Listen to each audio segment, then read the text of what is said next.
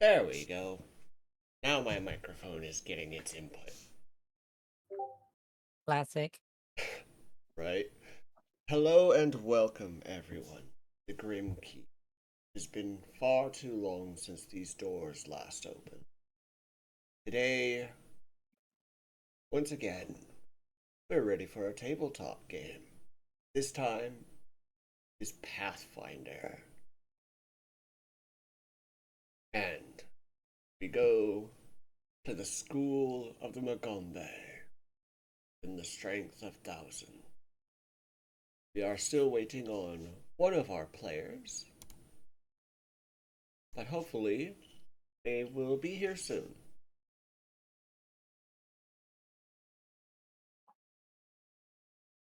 Now,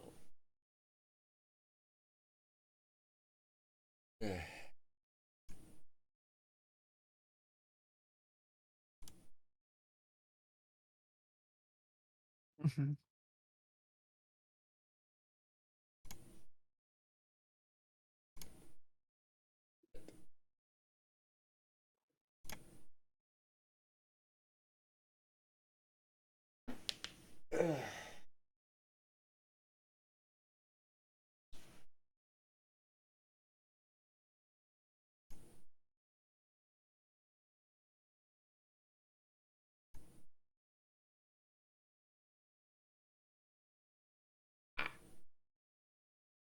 there's something in my display.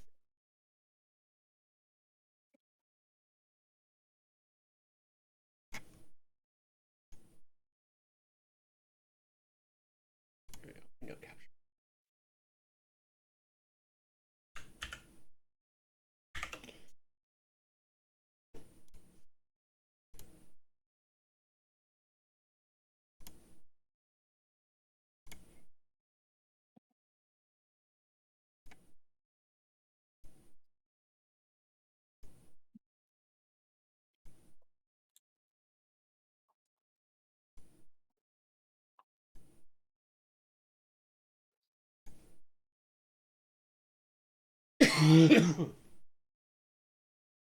Wow.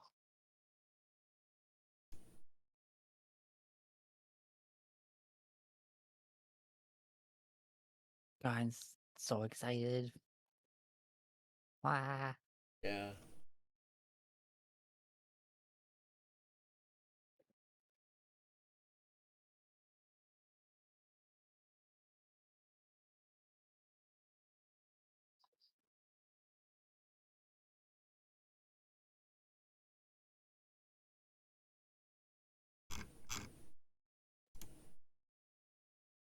Okay, well, yeah, I'm gonna get the freaking map set up.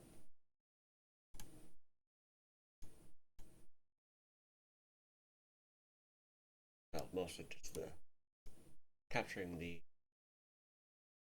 window that holds. Okay.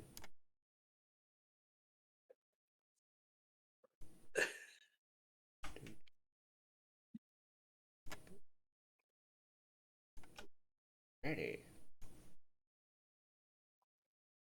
Here we go.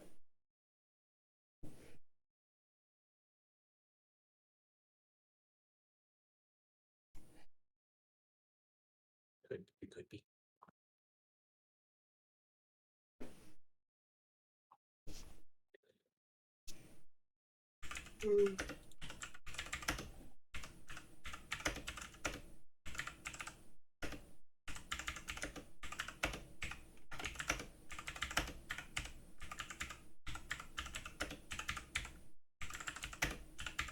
Wow, wow, wow, wow.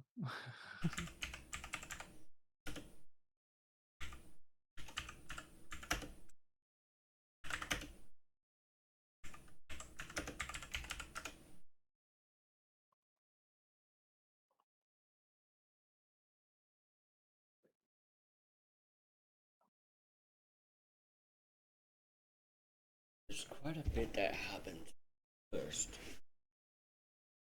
Bit that I was.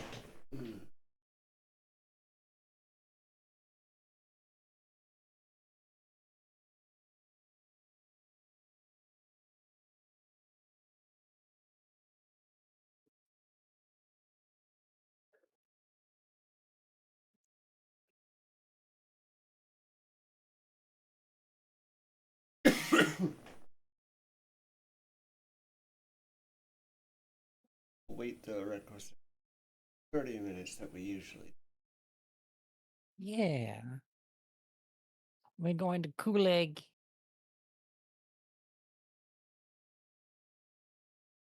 Still being a fixer. Oh no. Oh, oh. They're on mobile.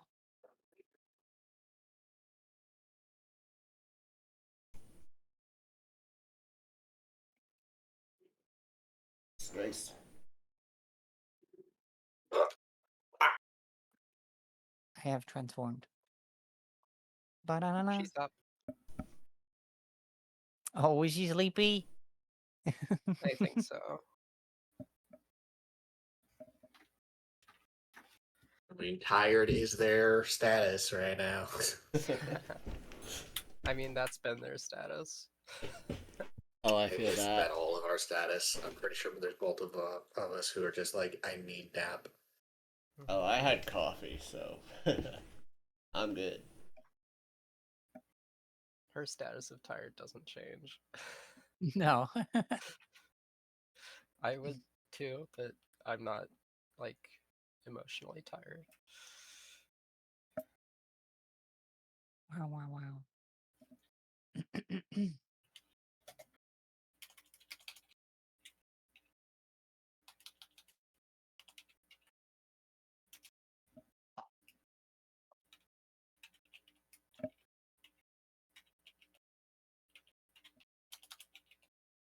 Wait.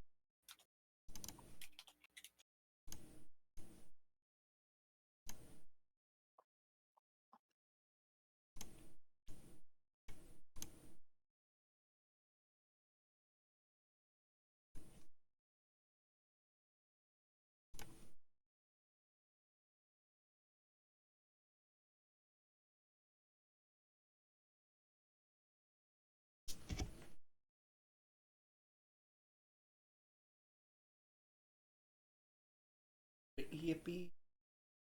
Thank you so much for helping with the whole names being shortened from last game thing. Oh, that's okay. It was bothering me too. How the heck do I set this Uh, Pathfinder? Things. This way it does the whole 10 feet thing.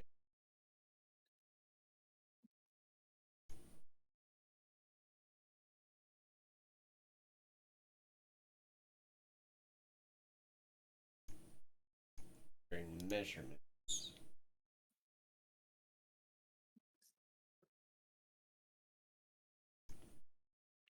Probably should look that up.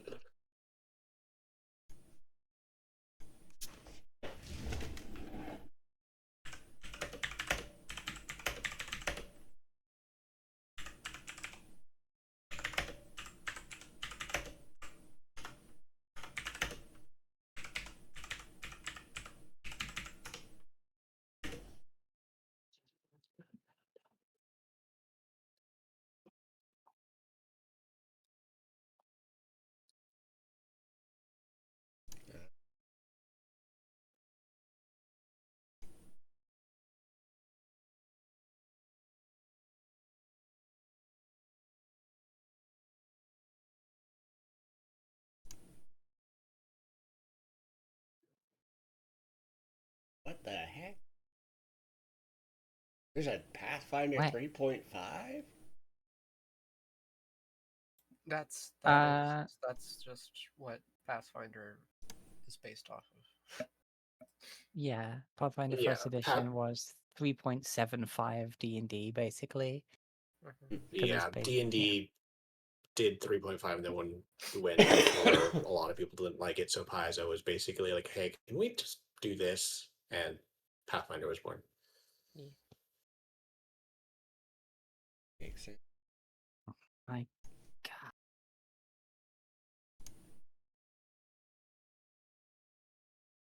Oh. You're offline again. Probably Probably switching just from doing mobile to- something that's not on their phone or something. Yeah. Moving from phone to computer, probably. So, Hmm. Not everyone has Well, has it set to Are- online all the time.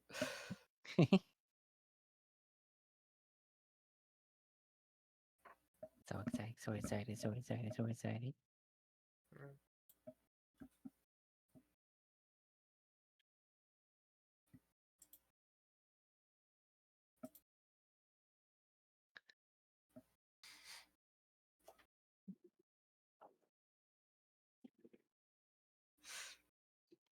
I'm holding myself over with this webcomic of a couple lesbians.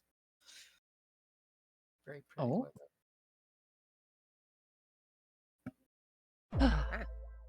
Yay! The emote, the sound. we're all here. They have us arrived. You slept through my alarm clock. It's okay. That's okay. I was supposed to That's wake in up character. 2 I hours commented ago. that it would be in character for your It character. would be in my character. So, bit of an excerpt from the booklet about the mage who created this wonderful school.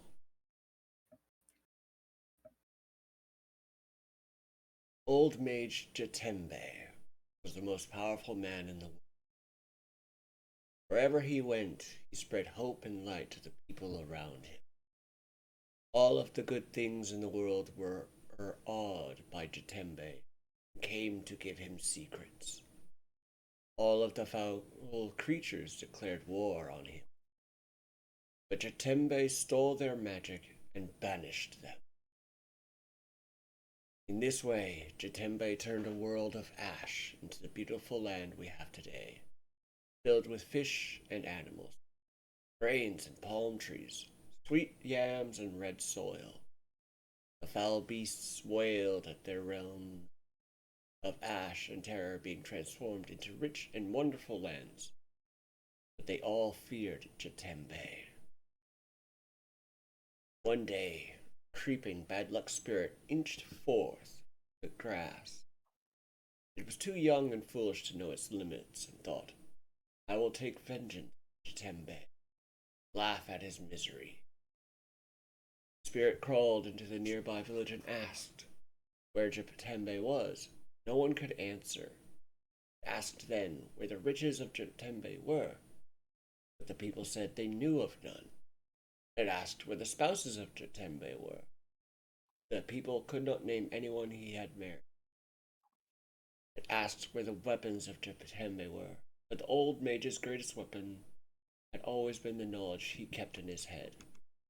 Frustrated, the little spirit demanded, what manner of great man can this Jatembe be, if he has no riches, no wives, no husbands, no weapons, nor any children? Yet Jatembe had many children, the people answered, as they showed the little spirit the great city of Nantambu, where thousands and thousands of students learned, worked, and helped each other by Jatembe's words. The little spirit decided that if it couldn't have vengeance on Jatembe, it would do so upon his children. The spirit listened until it found a voice that told it how to get inside. Following the voice, it crept into the city, through the tiny cracks in the building, walls so small that even an ant would have to squeeze. The Jatembe students caught the spirit and tossed it out like a harmless grass snake. The spirit became terribly angry at its treatment, but could do nothing on its own. So it sought out others like itself to creep back inside, waiting to strike once more.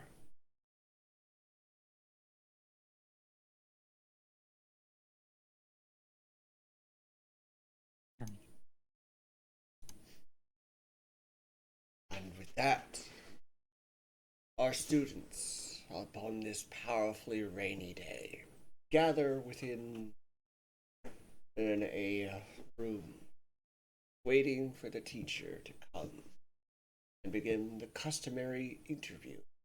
Welcome them within in the Matambu.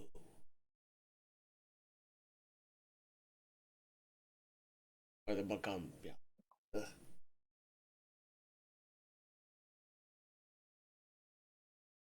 There it is.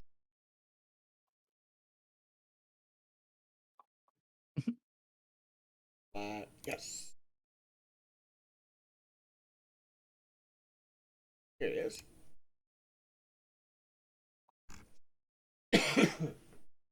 As you sit within this room waiting, you hear footsteps, and entering the room is this man.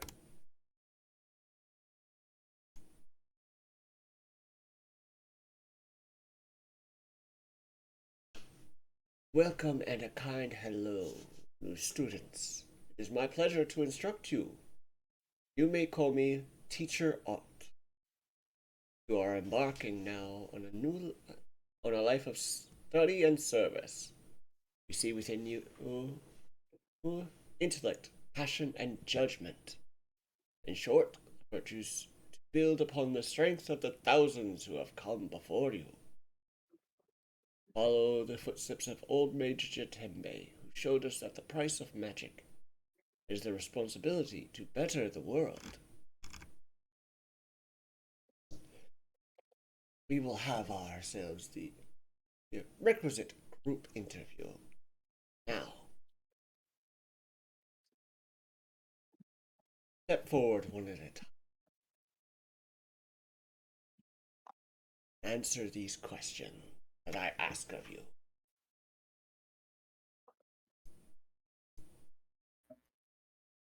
Who shall step forward first? Watcher would Minus. immediately. I see. And who are you? I am Watcher of the Path, of the great tribes to the north. It is my greatest honor to be here and study at this academy. What do you seek at the Magamba? Yeah.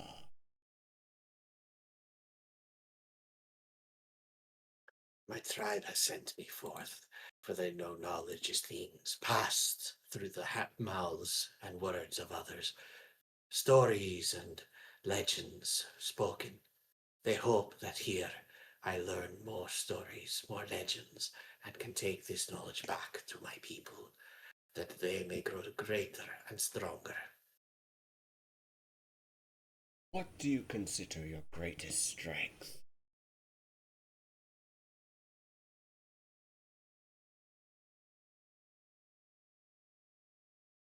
Consider my own body my greatest strength. I am strong of arm and strong of heart.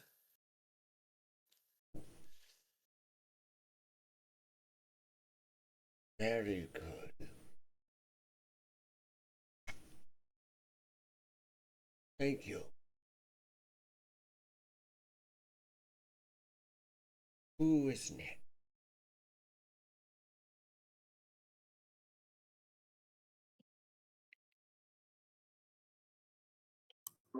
I'll go next. And who are you?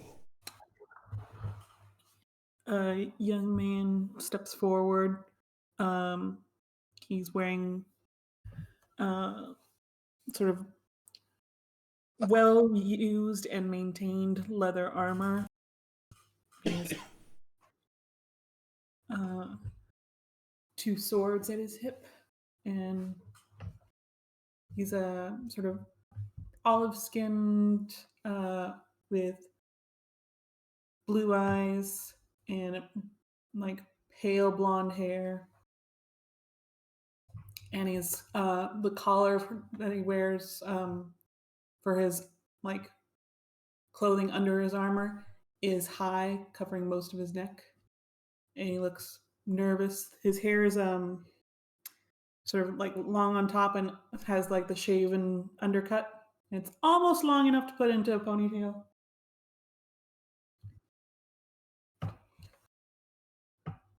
So he steps forward. Who are you? I'm Ren Taziara. What do you seek at the Magumbi?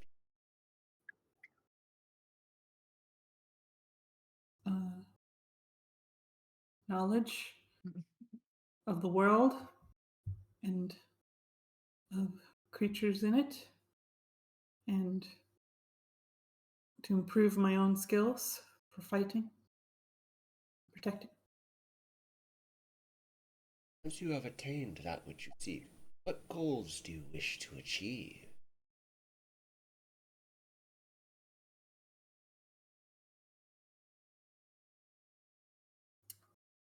Find where I belong, where I'm meant to be. What do you consider greatest strengths?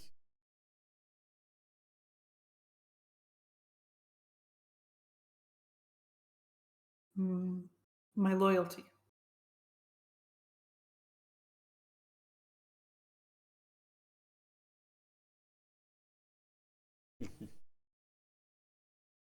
Thank you. Who is next?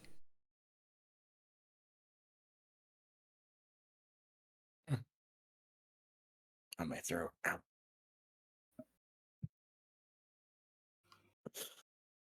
Your Highness. My Offers you a throat glass of hurts. water. I like literally just woke up. Yeah, I figured.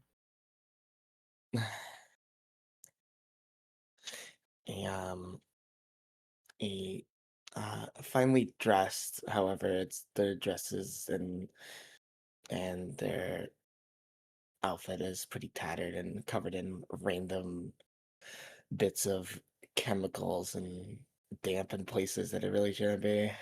Um, as well as their hair being messy, with large wings and bird-like feet. Steps forward. They have black hair, um, sort of more paler skin with more fine features in their face. And they'll walk forward. Vina is my name. Hello. Hello, Vina. What do you seek here at the...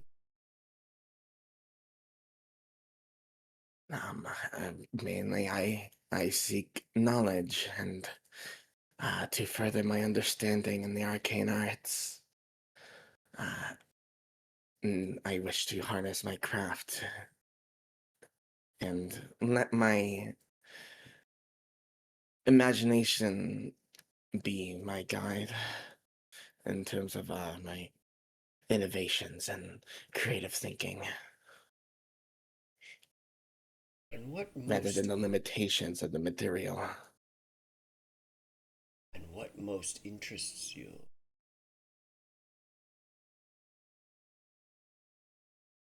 Alchemy. Potion maker. Very good. Indeed. And then I will tap the potions that are on the side of my belt.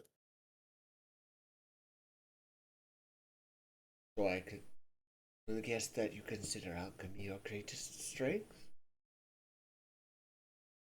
I am let's just say I am good at multiple things rather than just alchemy. Flexibility. Very good.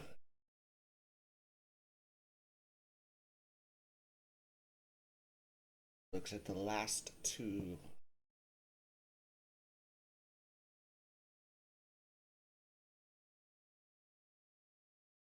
Three. There are three people left. Looks like the I last was Should here buy for it. me too. I was basing off what I saw on the Roll20 thing. I was like, count 5 names. Yeah. It's like, wait a minute. Alright, so Yeah, Coco's not in. who is next? Roll 20. I would step forward, dressed finely in like a classic butler's outfit, all black, but has a black tail and sharp horns, but golden hair and short-cut golden hair and golden eyes. Steps forward and takes a knee in front of them. Who are you?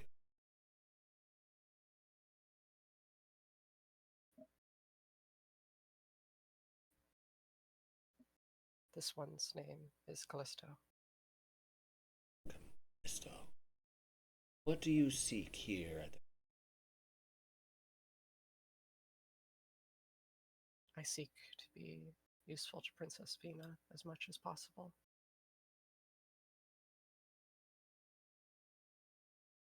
What do you consider your greatest strength?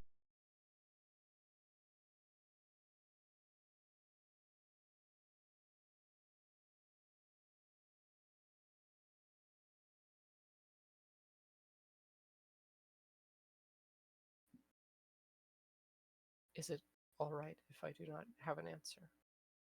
That is fine. Understood. What interests you most?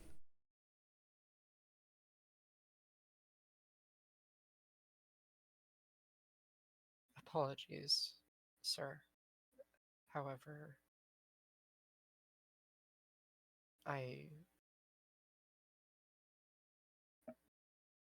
It is fine. this one does not have an answer. It is fine. Callisto.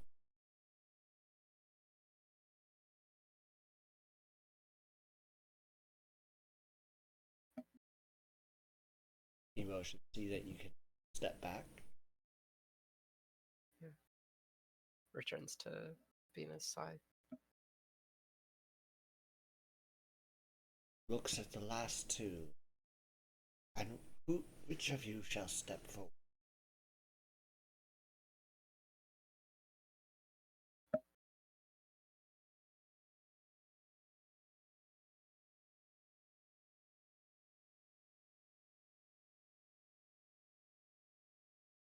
After a fairly awkward second, a an orc steps forward. She wears a large white and white cloak with yellow thread embedded through it. She carries a staff, seemingly a walking stick more than an arcane implement. And she has what seems to be a notebook tied to her waist. But most notable about her is her pale, almost white, ashen skin. She has eyes that are dark black, and she has horns that curl out of her forehead and frame her jet black hair. She stands rather awkwardly. And who are you?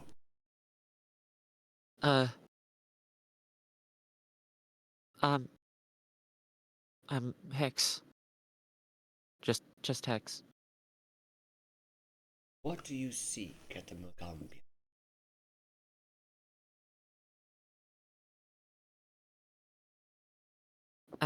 I'm not quite sure I know either, I'm afraid.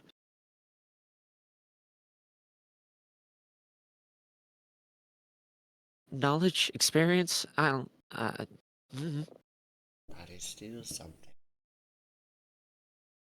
What most interests you? Again,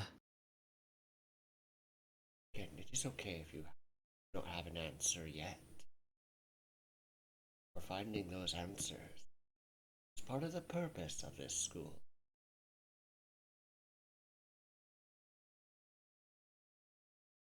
I suppose I like learning quite a bit, but this is a school, so that's a given. What do you consider strength?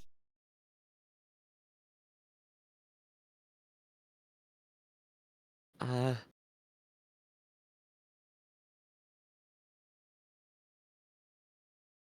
I, um, my fortune, I guess. I feel as though I've been given a second chance by being here.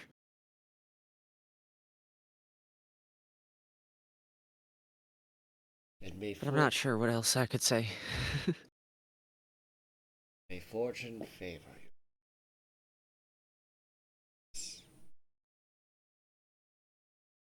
Gestures that you can step back. And she does. Looks. The final one. And you. Having oh, having been like just kind of like shrinking there every time someone was asked to step forward. This little 3'5" creature is wearing, in the rainstorm, the robe looks black, but with any sort of light source other than natural, when it hits it, you can see it's like quite a dark purple. The hood is up and it seems to have some sort of veil. Their hands are together very nervously. The sleeves mostly covering them. Their skin has a strange purple hue to it. They step forward, all of 3 tiny little shuffles. A small bag on their back that seems to carry 1 potion on the outside to be to hand, as is sensible. But the rest is filled with, well, it's closed, but it's definitely more of a book carrying bag than doesn't matter. She steps forward. You can see like the veil is, and it's like parts of the hood are kind of like moving a little bit, though it's unclear if it's from the rain or the wind. It's just, or something else. It's like nervously shuffling.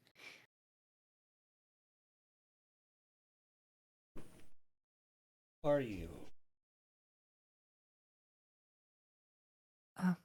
I am Kichi Zokaza. Welcome, Kichi. What do you seek here at Gambia? Knowledge. Um, yeah. You have attained that which you seek. What goals do you wish to achieve?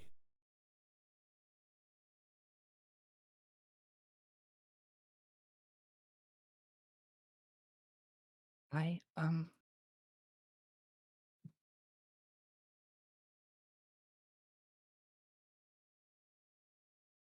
helping myself and others like me, I suppose. Noble. And what do you consider greatest strength?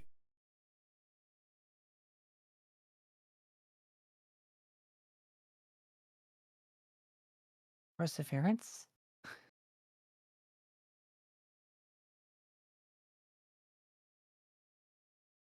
Fine skill indeed. Thank you, Kichi.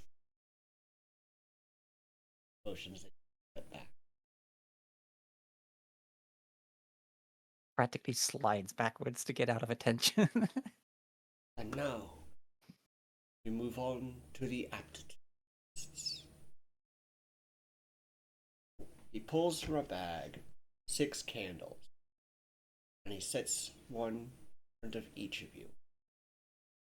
Now, can you light this candle without flint or matches?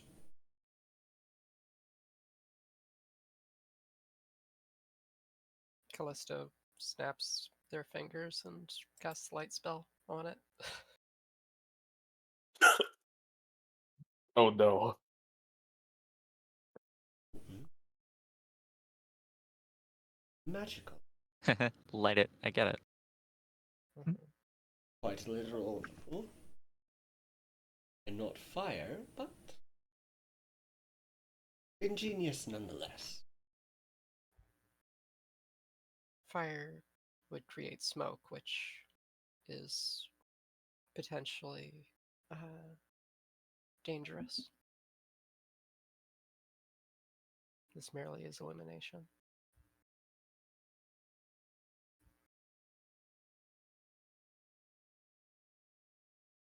And the rest of you? Is there like any torches or anything nearby?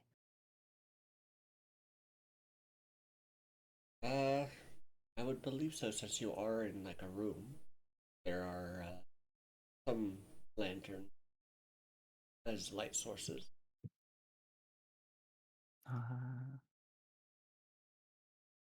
That sort of flame Do would be something quite really cool. dumb. Okay.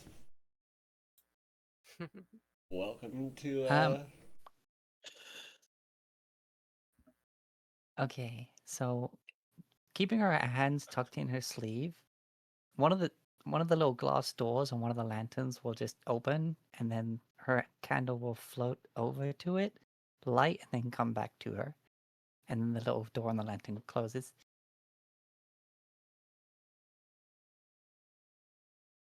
very good. Mhm.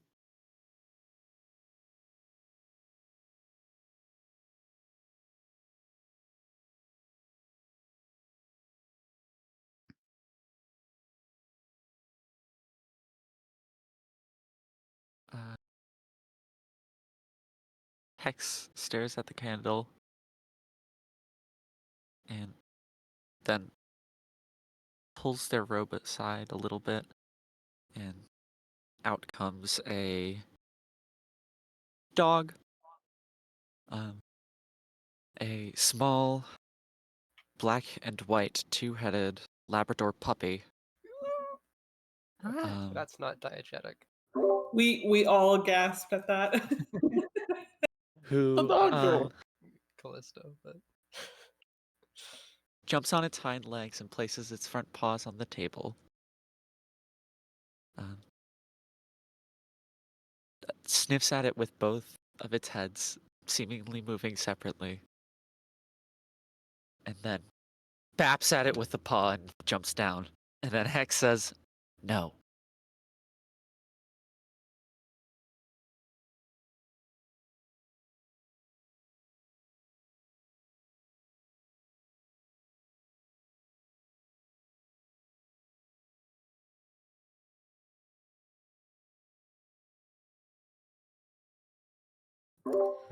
He said not to use flint at all, or Flint, no matches. But you no can do flint, no matches. anything else. Make skill checks, whatever you might have on it. Yeah, I'll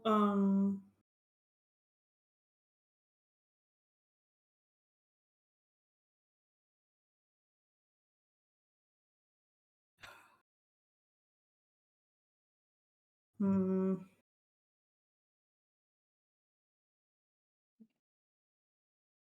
Yeah, I'll make a nature check to see if I can use anything to start the fire. Uh, Is it nature? it would be survival. Oh, it would be survival. Okay. Ugh, I'm not as good at that. Okay. All right. It's not too bad. 18. You look around and pull some, grab a couple of branches from outside the window, and rubbing them together quickly, you are able to heat them up enough to create a fire. and you touch that small flame to the candle.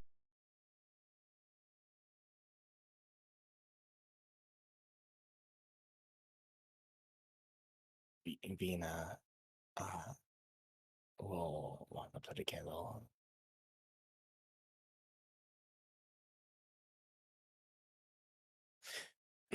uh, okay. Uh, will like reach down and there by her waist and pick up a thing of bottled lightning. And be like, I hope this works and doesn't kill me. And she will slightly, like, gently open the bottle, like as she leans it closer to the wick, and the lightning will kind of jump out and try and hit the wick to light it. Make a crafting or sleight of hand check.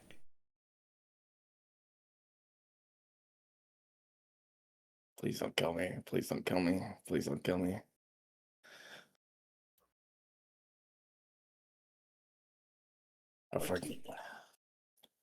With your knowledge of alchemical modes and all that, you were able to open the bottle in a way that the lightning hits the wick and lights the candle. And such a small amount was used that you were able to not expend the use of the bottled lightning. Yeah! Well done, Your Highness. And I'll put it back on my I'll put it back on my belt, tapping it, it blows up. No, I'm joking. Right. So, with Hex, their dog bapped at the candle, but I don't remember if you said that it lit. No, it did not. Okay. It tried.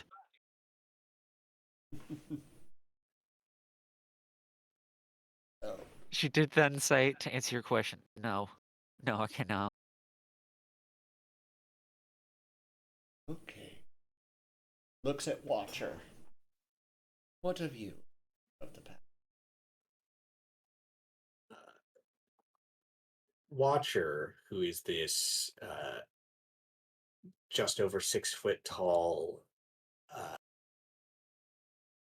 very muscular hyena man with light tan fur and darker brown spots. A ruff goes from the top of his head all the way down his spine to disappear to his waist. He's got patches of armor made out of the hides of various animals. He also has a large staff in his left hand. It seems to be made out of bone, like a large femur bone. And to the tip of it is a couple of whips that appear to be made out of vertebrae attached to a rope. And at the ends of those are a pair of skulls.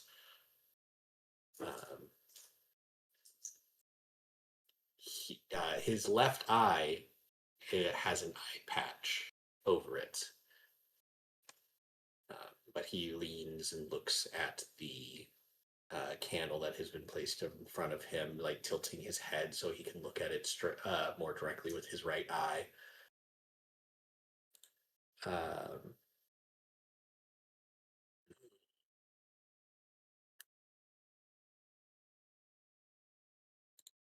The work of fire is not one that I am very familiar with. I am used to the tools, but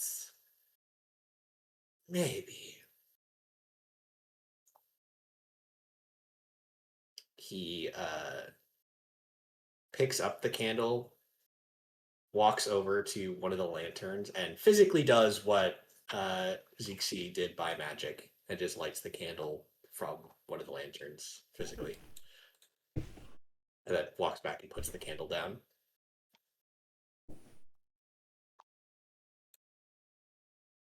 Alright. so the first aptitude test is done. He casts a bit of magic, putting out the candles, gathers them up, and then with a call, 6 birds come in and place themselves in front of you. Now, can you get a feather from this bird without plucking one?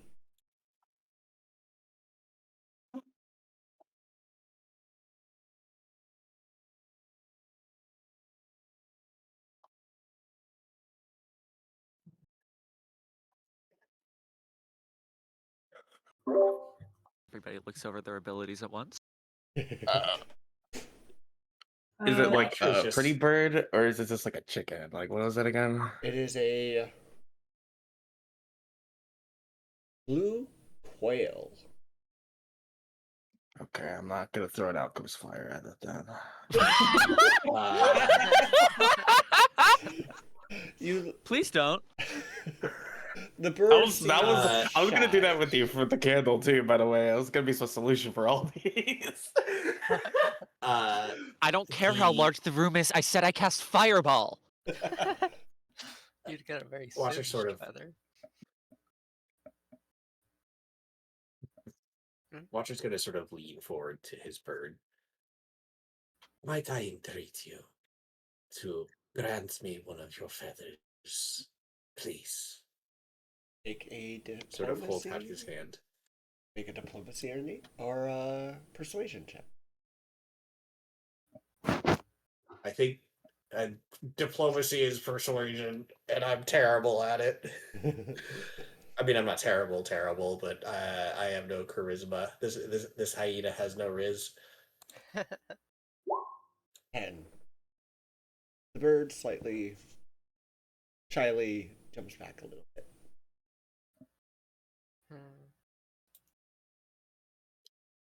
Hmm. Callista will sort of stand up and look to the teacher person and ask, is harming the bird allowed in any way?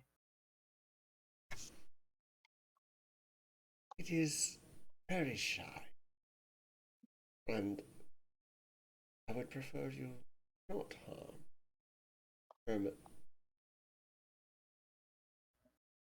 Understood. I will cast fear on my bird. Alright, you cast fear. Will save. It fails. And Yeah. it flaps wildly before running away. A couple of feathers in in the place where it stood. Very good, Callisto. Can I take out like a bit of ration from my travel here to the school to like break it apart and hold it out for the bird, just to like do some sort of like animal handling where I'm just like getting it used to me and brushing through the feathers, as if I was carrying and preening it rather than plucking. I'm just preening for like under feathers, loose things, just so that they would fall naturally. Based on how it's worded, I don't think you can. That would be considered plucking. Because it gives some examples.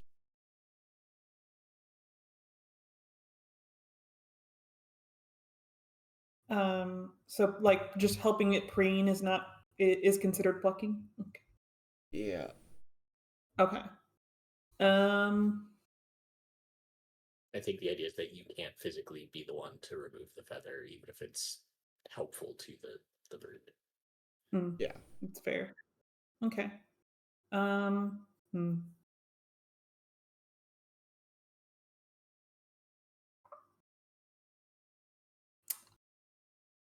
I do not know. You may, in Looks any like way, nature try is sort of to. the animal handling. Yeah. Yeah. Oh, I got nothing.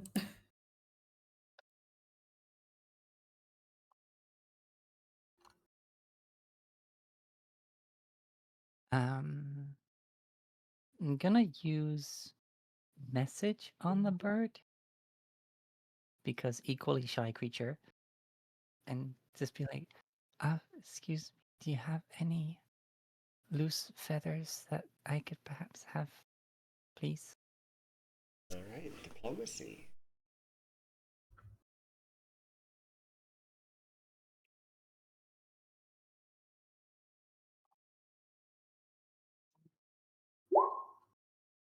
Hmm.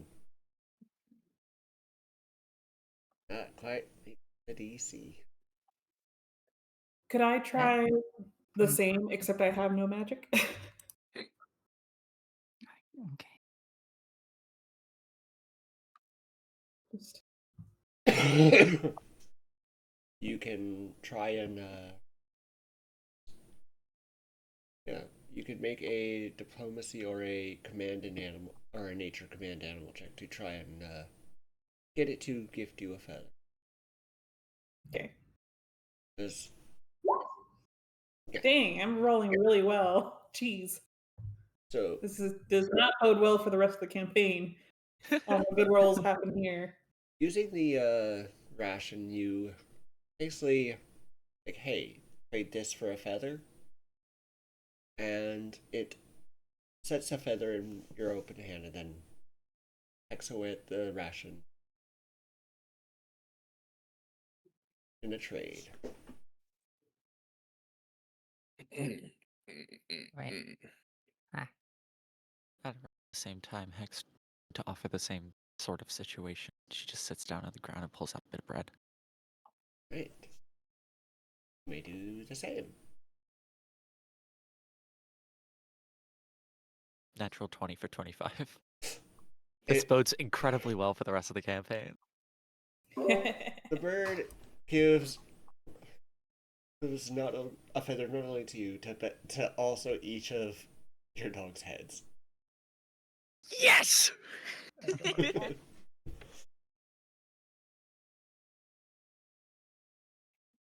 Hex is gonna spend the rest of the test just kind of weaving a feather into the puppy's like fur, trying to get it to stand up. okay. Right. So it had the same sort of reaction where it kind of like backed up a little bit. It did, yes. Okay. So immediately after that reaction, she kind of out loud goes, "Oh, please don't be scared," and accidentally locks eyes with it. And not meaning to.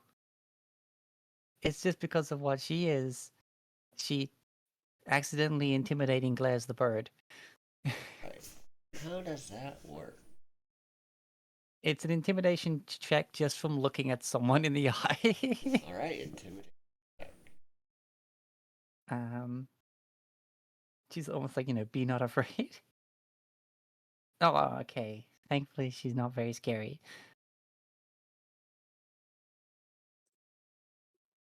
The bird backs You up. told it not to be afraid. It wasn't afraid, so it does hop forward a bit.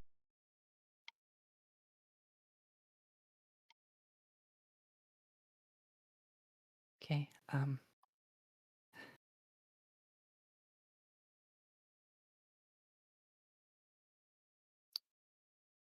right, yes, seeing what everyone else is doing, they're also gonna get a bit of food. Well, actually, no, they're gonna, they look what everyone's doing, they're gonna open up their pack, realize that they don't carry food on them, and like, okay, Hex offers a bit of bread to keep.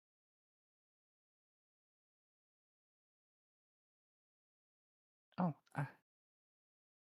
thanks. And she'll like step a little closer, but then she'll just take it with invisible mage hand and then offer it to the bird. Nature check. That that is enough.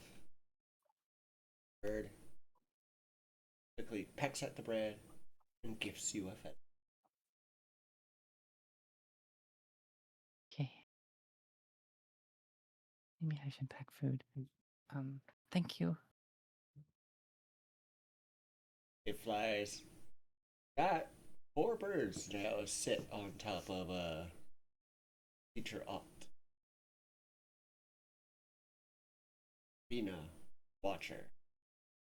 You two remain.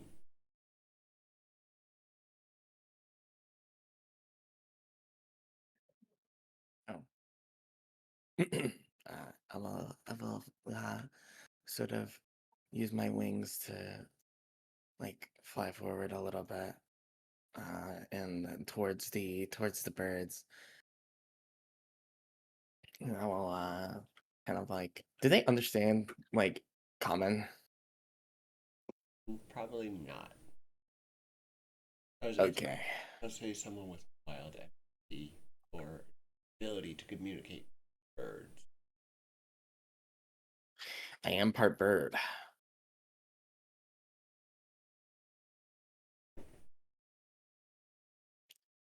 I cannot communicate with them though. I cannot. Bird, I will.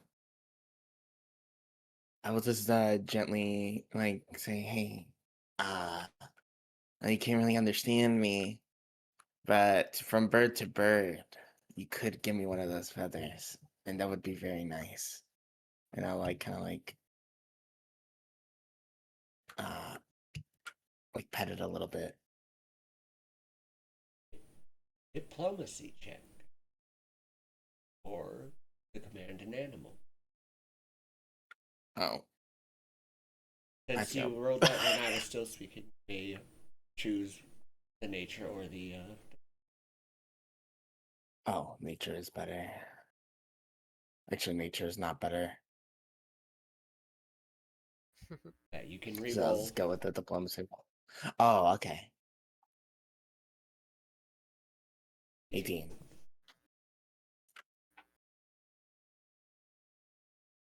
Somehow you are able to get your words across this room. It does gift you a feather. For flying to perch. Huh. I didn't even get to use my Alchemist fire, and I'll walk away with it. Hmm. That's upsetting, actually. I really wanted to try that. The teacher did say that harming was looked down upon, but And you. well done, Your Highness. Thank you. That is a question. There's a bit of a spark that seems to run from the ruff that goes down his spine, appearing to move under his fur before it goes to some bone, sort of like bangle bracelets that he has on his arm. As I will shift eminence, shift imminence. I'll figure out the pronunciation later. From my shadow Imminence. sheath to my imminence, sure. To my fetching bangles, making them begin to what was dull bone and crude gemstone begin to somehow become whiter and brighter as they begin to gleam and sparkle. Please, little bird, you need not be afraid. I will not harm you. I only ask of you that you please, baby, grant me one of your feathers. This does nothing for my skills. It just makes it so that things don't want to move away from me. They need to make a will save to get away from me. Okay. Make your diplomacy or command an animal. It'll be diplomacy because nature is minus for me. Yes, the farmer has poor nature skills. Who'd have thunk? Eh. Funny. Natural 20! Very nice. The Bengals did it! Whether the Bengal or not, the bird removes a feather and gives it to you before flying to join his brethren. Thank you. Very good. Now, your third tale. The birds fly away as, from his sleeve, a small, harmless Garundi snake slithers out and onto the table. Now, can you get me a secret from this snake?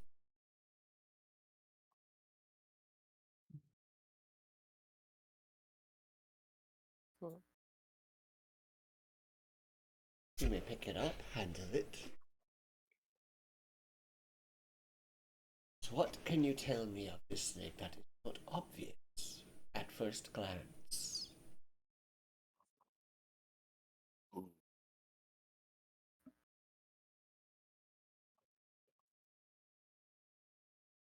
Can I give Callie something? Yes, Your Highness. I kind of like gesture towards Callie, and I will hand you a bottle. Hmm. And like kind of whisper and be like, here, take this. This might help you. And I will give them a. Can I put it in chat? Is there a thing I need to do that? For like an item. Yeah.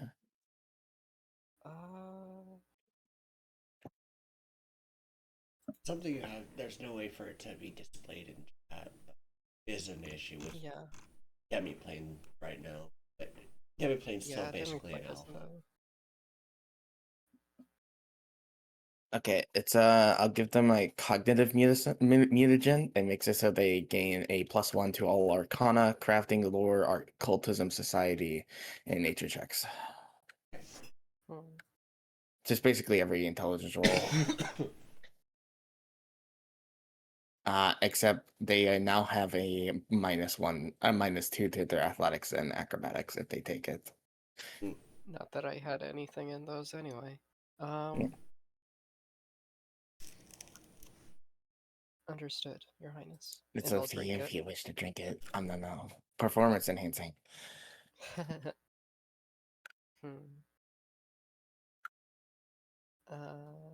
What does it increase again? Increases pretty much every intelligence roll, Gotcha. like specific roll, like any skill intelligence. Gotcha.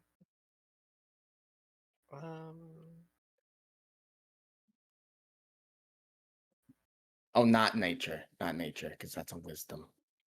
Yeah.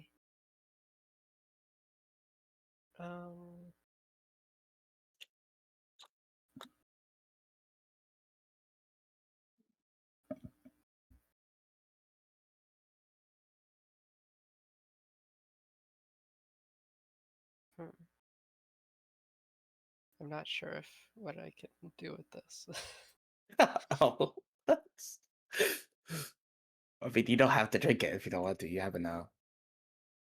Well, I mean, I'm not sure what I can do with my intelligence that would help it. I will say that the snake does have a distinctive scale pattern that is different than most Garundi shovel snakes. So you could maybe what's up with that and do like an Arcana or occultism check. I see. Nature Literally check. things I was gonna suggest. Guess I know I'm on the right path now. Yeah. I'll try. Oh no, go ahead. Sorry. Yeah, no, sorry. But I'll try handling it and see if I can identify sex, I guess. All right, make a perception or nature check. Okay, they're the same and they're terrible, but we'll figure it out as we go. 8. And 8. You're not able to discern anything.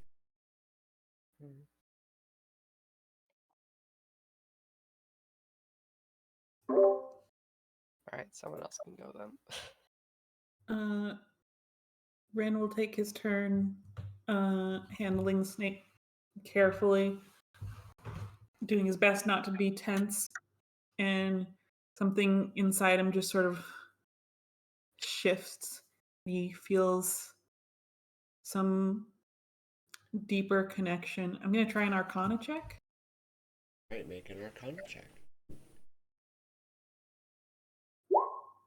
15. There is something about the scale pattern, but you can't quite place it.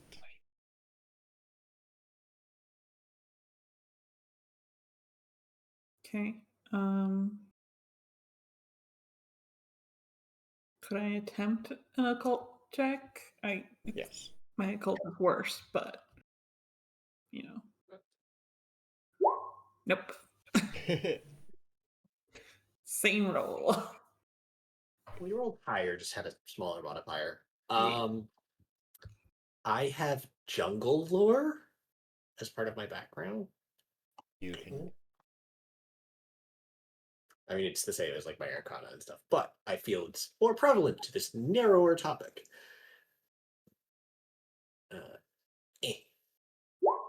13. No.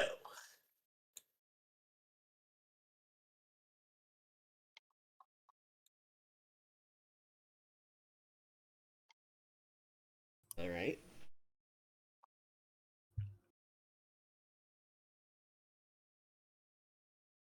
You guys can think about what other checks you might want to do. Who's next? Okay, so first thing Kichi's gonna try is a message, because it's very clear that it's not the normal pattern. Yeah, it is a distinctive scale pattern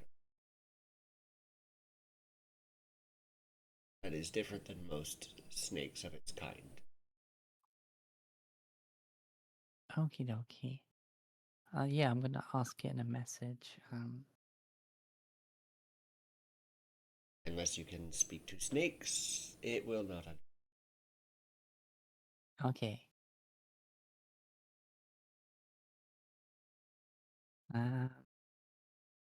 Then I'm just gonna try and try and figure out why it's this distinct pattern. Whether it's like because it's like maybe it's a familiar or it's a specific like ritual involved thing. And our occultism. They are the same. Try that. 19. You look at this scale pattern and realize the snake was born alongside a shadow twin who watches events from the spirit world.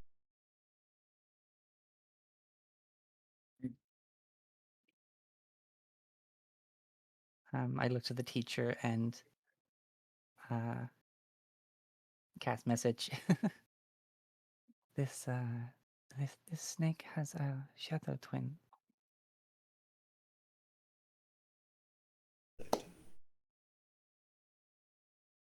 I'm not sure if I should say it out loud, since the others have to figure it out too.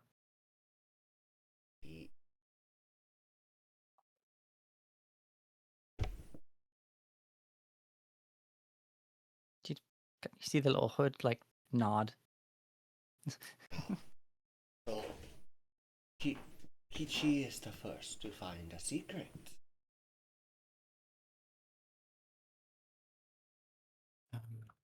What was the exact wording of the question again? Can you get a secret the from this snake? So it's just That like, most other people wouldn't know. yes, basically, What can you find out about this snake that is not visible at first glance? You can use anything that would identify perception, nature, the occultism, medicine, what have you.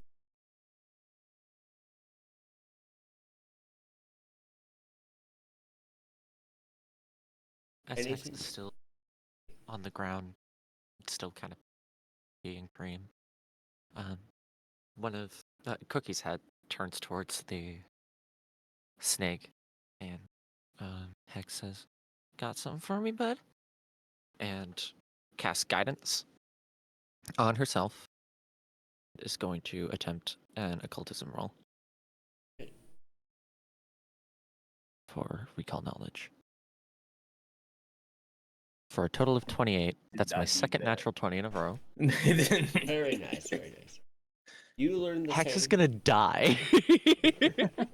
You learn the same thing as Kichi. It has the Shadow Twin.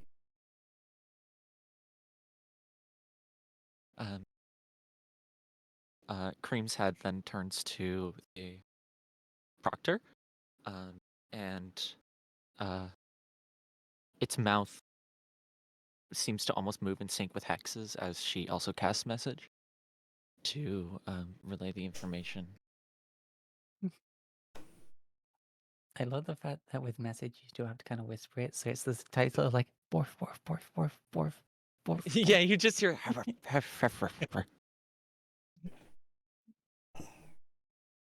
So, Hex has gained the secret from the snake.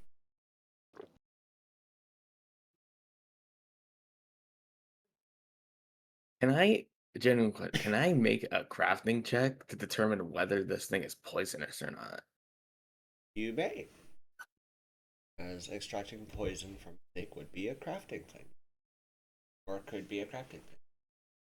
It's either nature Um, or crafting or survival is. It's a bunch of both of them. While they attempt this, Cookie and Cream just kind of trots over and boops them on the leg and casts guidance on them as well.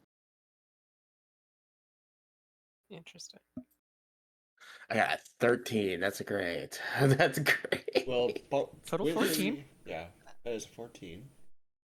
Well, You realize that I'm not actually sure if Callisto would allow the dogs to do that, but The dog does. You do see his little body just kind of starting to trot over. The feathers are fully upright on the dog's head. does it have like a collar? No. Hmm. I'll grab it by the scruff then before it touches Princess Vina. Yeah, just walk up. What? without the guidance, they do not meet the DC. Oh, Sadly. And this has been a lesson in cooperation for Callisto. So, please is that the control your tip dog. of your tongue about whether they are poisonous or not?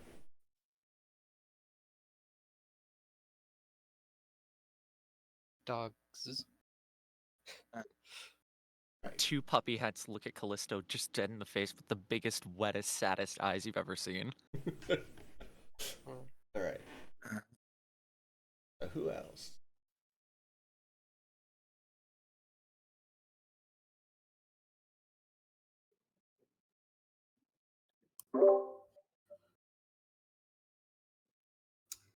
Everybody has tried at least once, I think? Or has Callisto tried anything yet?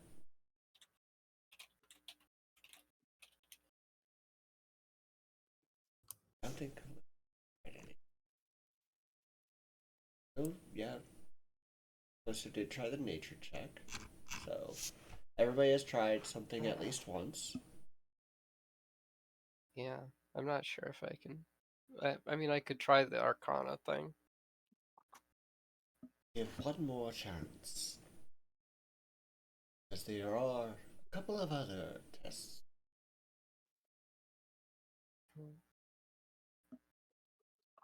I'll drink the mutagen and roll this at +1, the Arcana. A 10. A 10.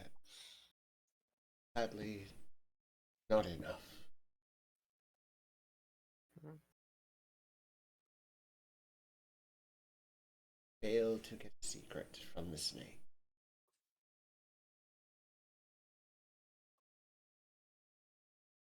To the next one.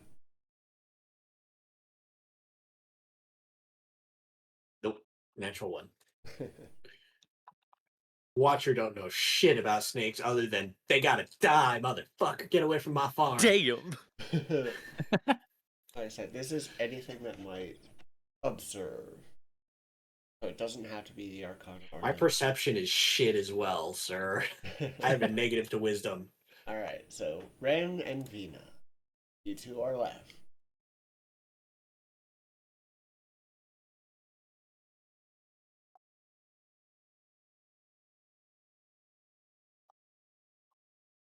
We'll say the occultism Arcana do have the highest DC of all the checks. Okay. Is there a way I can make like a medicine check just to Yeah, like you can make a see? medicine check. Hey, there we go. You look at handle the snake, look it over, and realize it's blind in one eye. Okay, I will relay this to the instructor. Well, maybe. Very good. You have gained a secret.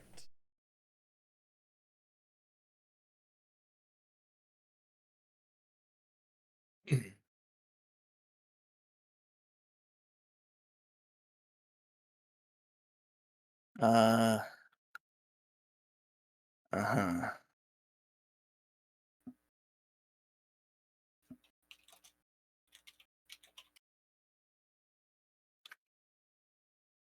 Um.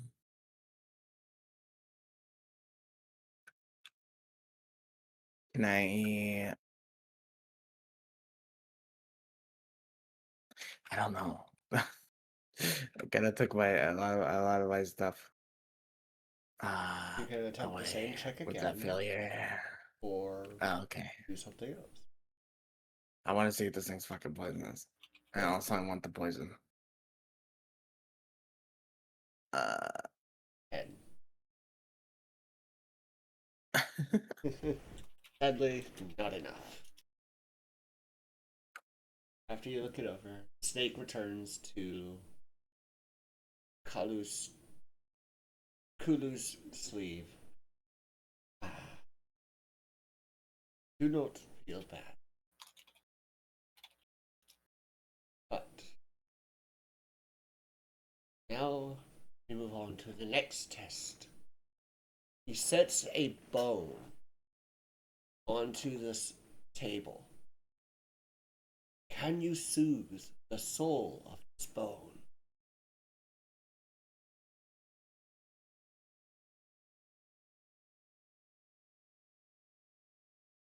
Sorry, a bone? Yeah. Bone. He sets a Okay. bone. I like heard bow at first, and I was like, wait, Yeah. huh? like a skull or a arm or a femur. Doesn't All right. specify, just that he puts a bone in there on the table. Can I try occult? You may make a occult check.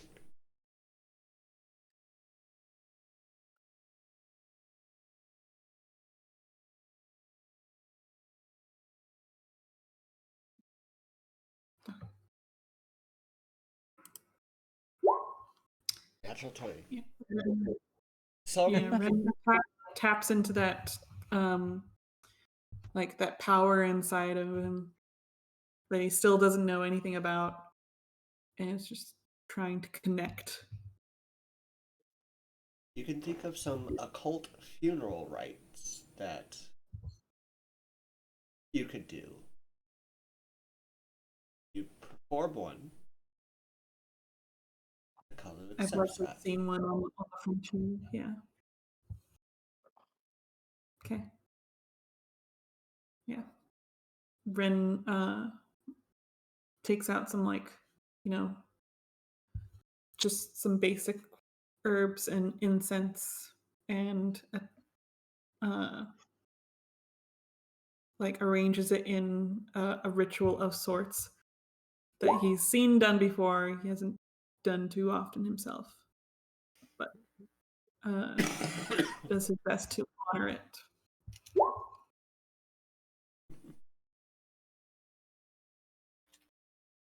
Very good.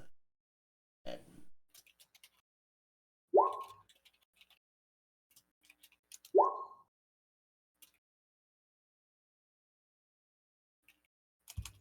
Um,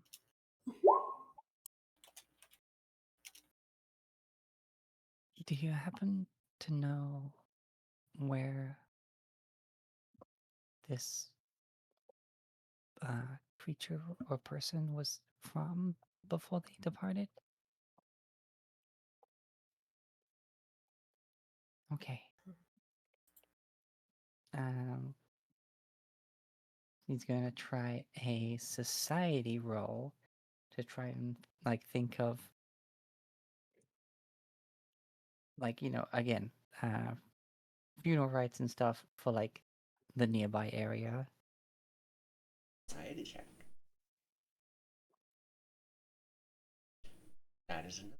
You can think of a funeral rite area.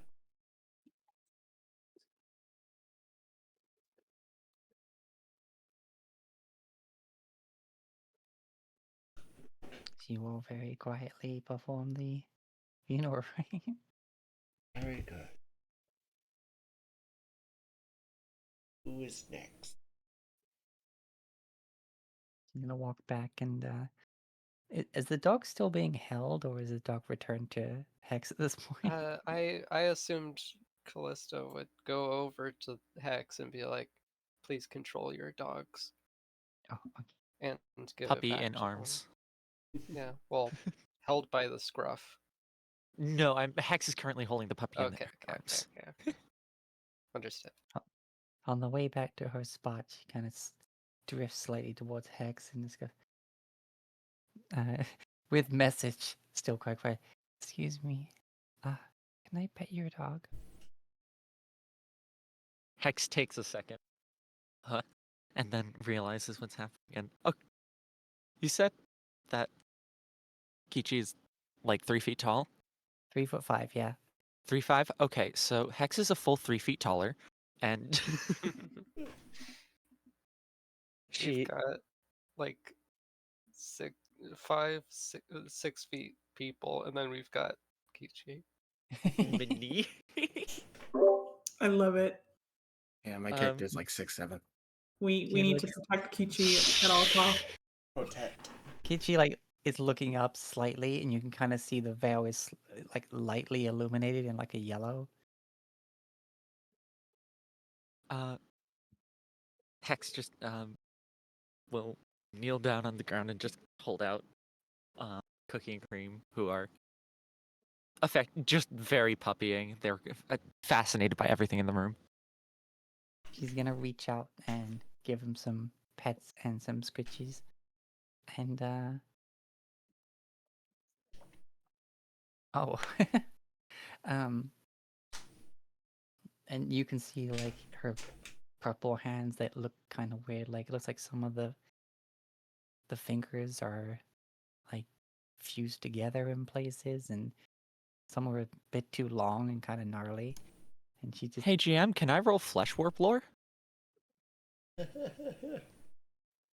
Which I have. Wow. Have warp lore. Yes.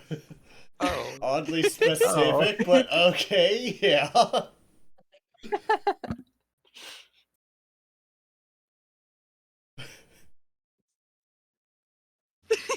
$17. Let me just check level DCs. That would be enough. So you do identify the marks of a flesh warp. What you do with that knowledge is to yourself.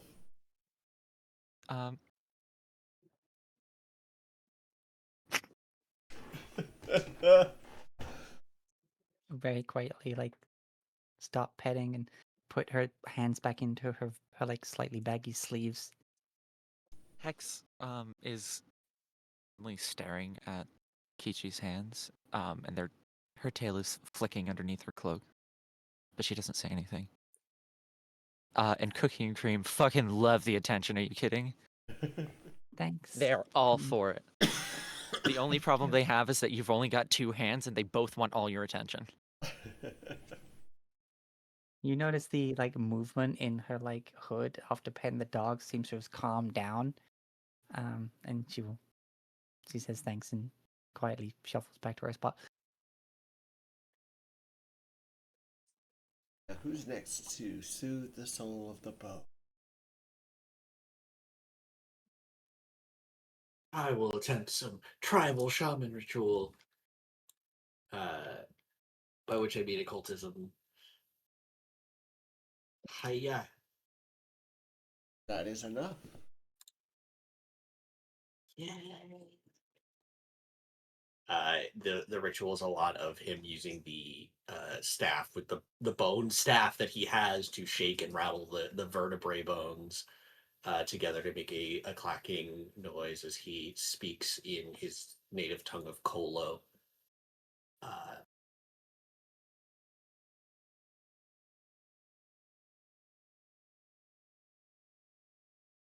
But yeah, Such a wonder to see the funeral of other cultures. Oh, this was not a true funeral rite. There is nothing to eat. Therefore, was not a funeral rite. He just blinks at that. fun fact: Kolo eat their dead, y'all. Yeah. All right, 3 down, 3 to go. Callisto is not. She doesn't, or he doesn't rather. Sorry to my own character. Why do I do this to myself? Too petty. Why do I make a character with a gender that isn't mine and then misgender them?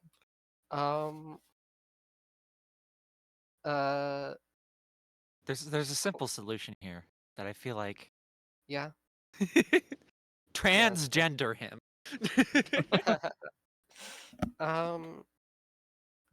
Callisto doesn't really have any knowledge of this kind of thing, so kind of just will mutter that they're sorry it's dead. You can always choose to Sorry, pass. pig. Yeah, you can always choose to pass on the test if you feel you Yeah, I'll cannot pass. achieve it. All right.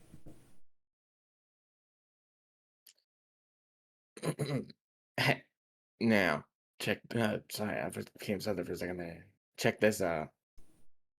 And I will walk up to the bone. And I will. Is there any way for me to identify if it's a person or not? If it was like a human bone or not? I mean, you can make a quick medicine check. Oh, I'm not good at medicine. Well, that's what identifying bones is a part of. Can I try and give it a proper just funeral for Yeah. it? Like I was Religion. saying. Yeah, occultism, religion, performance, society. Take your pick. Society. So, much like Kichi, you perform a funeral rite, whether it of the local society of your own, a funeral rite. I was going to actually like use my potion on it, but I decided not to because I don't think it would work. Right. So, who's left? I think just X.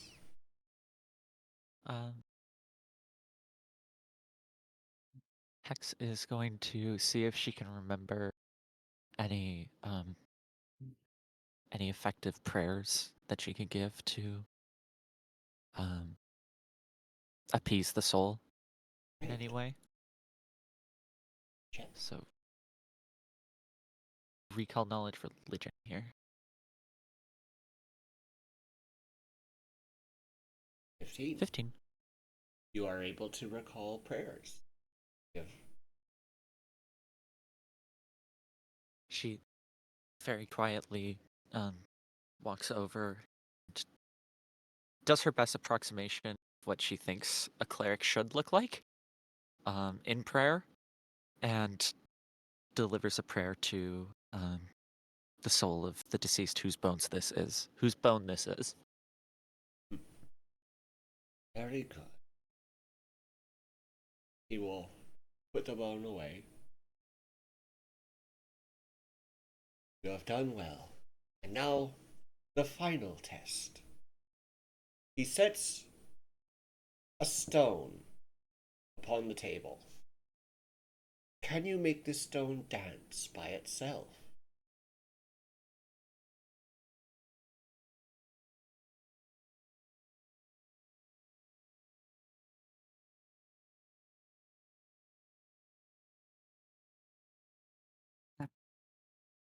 She's just gonna use her psychic mage hand and make it dance around. Very good. Gee.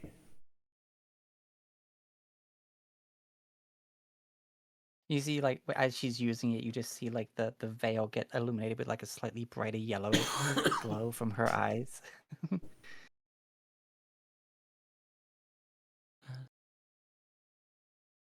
Hex Or it has unhooks that it. like, sorry, Oh, go on. Yeah. No, No, I also- don't want to interrupt your flavor. imagine having like the little spider sense ripples around her as she's doing it. Hell yeah.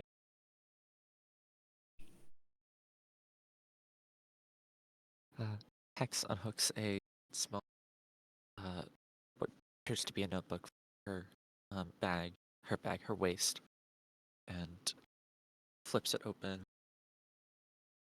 draws an arcane sigil in the air, and casts prestidigitation with a flash of light as the stone just lifts less than a foot off the ground, and then gently falls back down.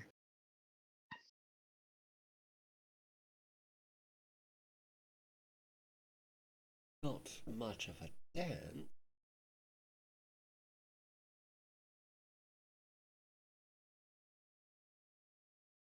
But I will give you credit for being able to touching it.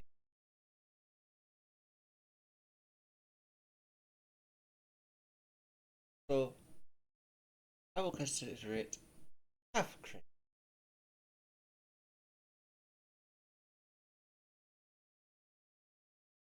Hex nods. Like, she'll take it and sits on the floor. I just imagine Puppy time. the puppy just goes up and starts batting around the table. Yeah.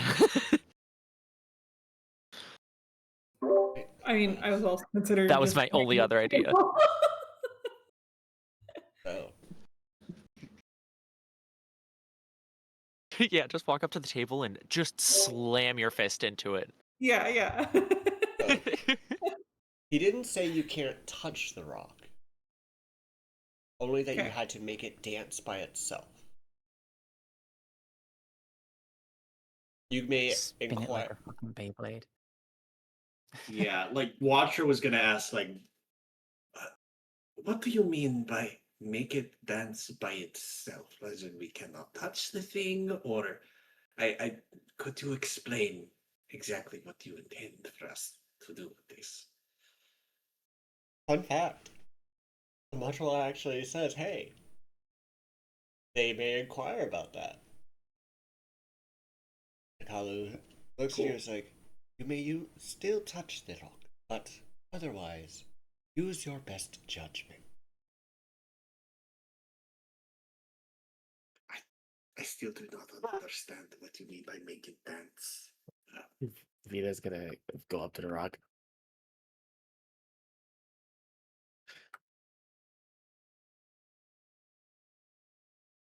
And Vita's just gonna pick it up and play with it like it's a fucking like a doll as a kid. It's just like wee. Is that good? Is that what you wanted?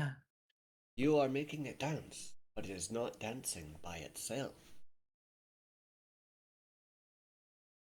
Well,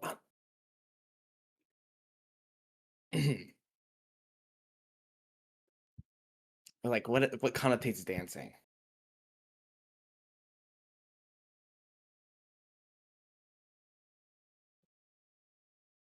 Takalu takes the rock, sets it down, and he will use animate object to have it move around on its own. Oh, okay. Now, that is a high level magic, so I am sure you do not. But anything similar, maybe using your physical body to achieve the same results.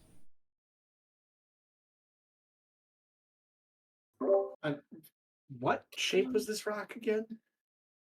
It's kind of like a skipping stone. Okay. Okay. Can I take the rock and try and do like sort of a sleight of hand thing, or it my fingers are barely moving, but the rock is moving around, some kind of thing? You may make a thievery check to spin the rock. Nice. Natural 20. You manipulate the rock, let it spin, and even after you pull your hands away, it continues to spin with enough force for it to spin long enough. Ah, very good. You have made it dance by itself.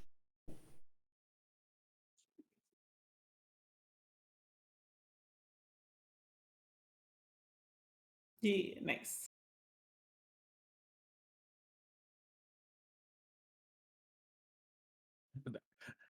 Venus is in the back, like with alchemical stuff, just like making something behind everyone. Let me see if I can. The spark of light once again moves, this time going from the bangled bracelets, which lose their shine, back to the mane of fur on his back, as there's a wisp of black shadow that suddenly he has a dagger made of bone in his hand. I'm going to basically attempt to throw the dagger at the rock to where it like launches off the table and then like air juggle by manifesting these knives and throwing them at the rock in the air. Make it. Oof. Boy. Let this be an attack roll with my dagger to hit the rock, basically. These are more skill checks, so. What do you want? Acrobatics, Acrobatics. performance. Yeah, acrobatics, performance, thievery, or even sleight of hand can work. I mean, I think thievery is sleight of hand in this, Yeah. but yes. Okay. Well, let's see here. Acrobatics and thievery are +1. Performance is +0. So I guess I'll go with acrobatics. 14. There are some slight missteps as you have to quickly throw a second dagger, but you are able to juggle it in the air for a short while. Now that is innovative. You have made it dance.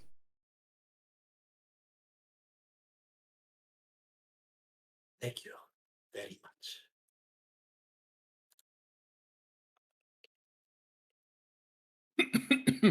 Right. Who's next?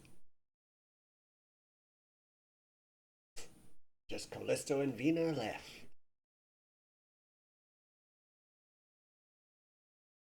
Ellie, can you go? I'm I'm making something.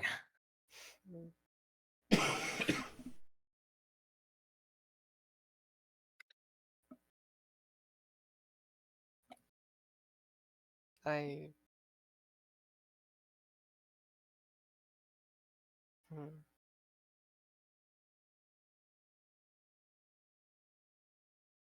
I'm gonna pass. All right.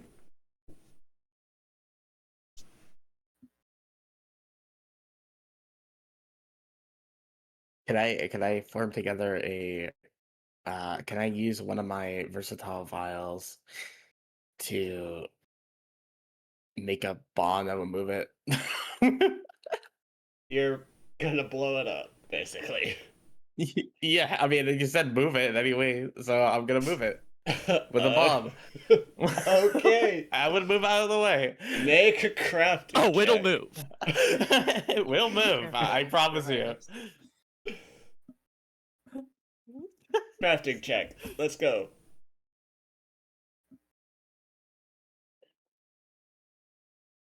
25. That's a 25. You're able to make a bomb that moves it with significant force that he counts it.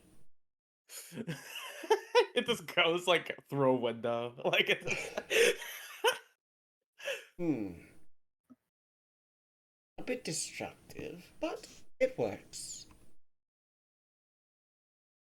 With that, Sadly, I don't have a lot of my recipe books with me. that is all right. With that, you have passed all the aptitude tests. I will admit the last two were a bit of trick questions. Now, he magically conjures 6 symbols within the air. You see these 6 symbols before you. Which do you choose? You see a flickering candle, balanced scales, a multi-pronged key, pursed lips, an open hand with an eye in the palm, and a running hourglass. I'm gonna write these down. Can you like paste that? Yeah, I can.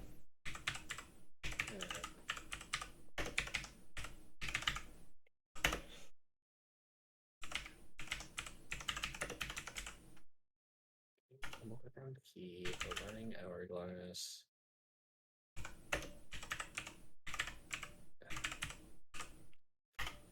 And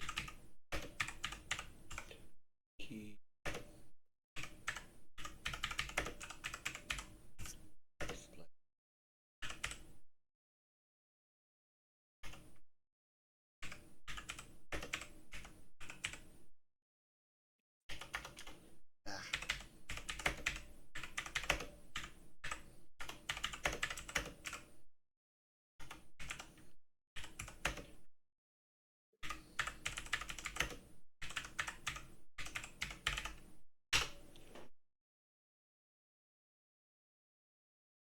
Now, when you choose one of these, something will happen. And I will have to ask you a question for those of you that can cast magic. Right, bro. Don't worry, it's not bad. It's not bad. But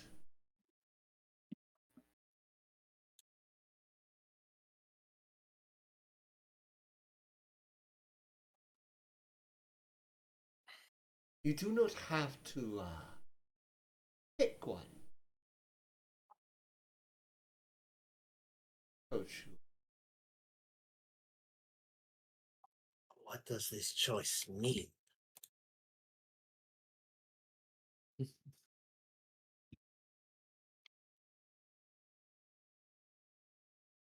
It's your horoscope.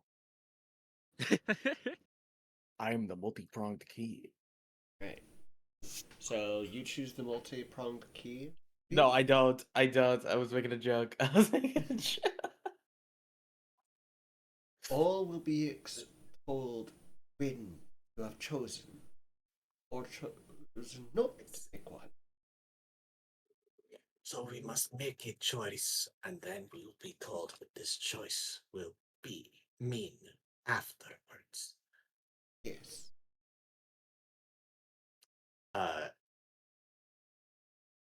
Watcher touches the eye patch.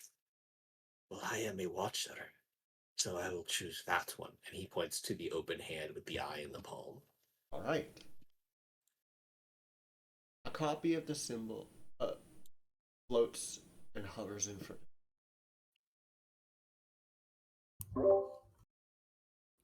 I'll take the balanced scales. All right. Just put it there so it's on record. You could do the same as.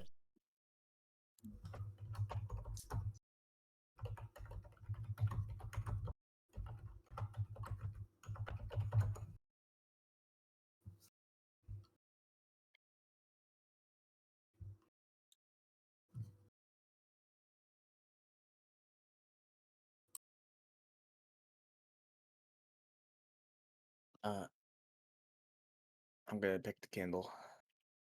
Right. This is Vina. Vina is gonna pick the candle. It's the Hex. Go out. Go. I was Hex reaches, touches the running hourglass. Oh well. Oh, did it not go through? it did go through. Yeah, no, You both that's touched Kitchi was saying. Of We course, both the reach two for the shy hourglass at the people. same time. Just Callista. Mm. I'll take the key. All right. The sigils then float around its onto you, and as it does, you each gain a cantrip. What? Cool. What? Oh. At Watcher, by picking the open hand with the eye in the palm, you gain, as an arcane innate spell, the shield spell. Ooh. That's really good. That's Ren, for choosing the balanced scales, you gain guidance as a primal innate spell. Woohoo! Sweet. It's actually really good. Yeah. Kichi and Hex, by choosing the running hourglass, you both gain stabilize as a primal innate spell. Ooh. Thanks. Vina, for picking the flickering candle, you gain dancing lights as a primal innate spell.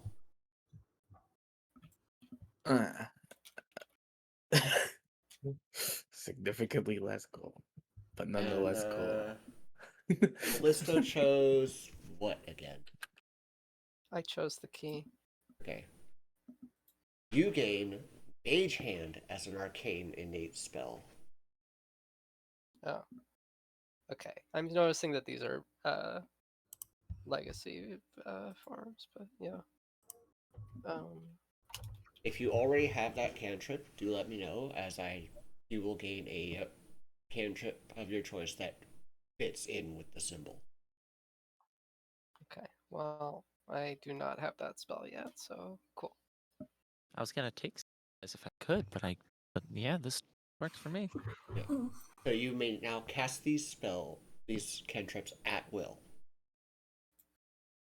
Thanks. Let me try and figure out how to put this on my character sheet because I have no access to spell casting. Yeah. I think There if you is use the, yeah, you can use the gear on the side of your bar that has skills and actions, equipment, feats and features. On the right, there's a gear, and it'll have a toggle for other stuff. Like, for example, I don't have alchemy or a companion, so those need to be tagged off. Well, if you Yeah. but you Well, can I keep have spell casting. I spell just on. don't have innate spells, so and I You don't just know if I click can add on them. add a spell at the bottom Yeah, for you could just additional click. spells. Yeah, you just click add spell at the bottom. It's Like- called an innate spell, but it's basically you just Also, get this. Dancing Lights is not a spell. Yeah, well, just it's light. Yeah, it's they light. melded it into that spell in Makes sense. 2E. Seriously. It says it's Pathfinder 2e. I Yeah, specifically. Well, but it's yeah, inside it of the was, spell. and There's now a it's legacy not. content. Yeah, the remaster. Yeah, the remaster changed the light spell, so now it doesn't know the dancing light spell, so now it's just part of the light spell. Okay. Ugh. Because it really didn't do anything extra. Yeah. Frickin' pick a Uh, thing that's specifically 2e so I don't have to worry about stuff like this and Yeah. Yeah. okay. So now when you gain magic of your own, you'll lose these sigils and the spells they give you. But until then, these spells are yours. Now, at the Magampia, we seek to understand our difference. Where others might dismiss a trait as irrelevant or troublesome, we understand that the things that make us unique in life are key to who we are as people. And it is who we are as people that defines our magic. Sometimes it is things that are different about us, things that societies have taught us to hate, that show what our talent will be. To the north, people say that children with white or red hair have strong potential for magic. Here in Nantambu, we recognize that left-handed people are skilled at undoing spells. One student of mine is terrified of butterflies, even though he considers it ridiculous. Yet in exchange for this fear of fluttering whimsy, he has one of the most orderly minds for games and strategy I have ever seen. Sometimes we do not understand our magic, and that lack of understanding causes pain.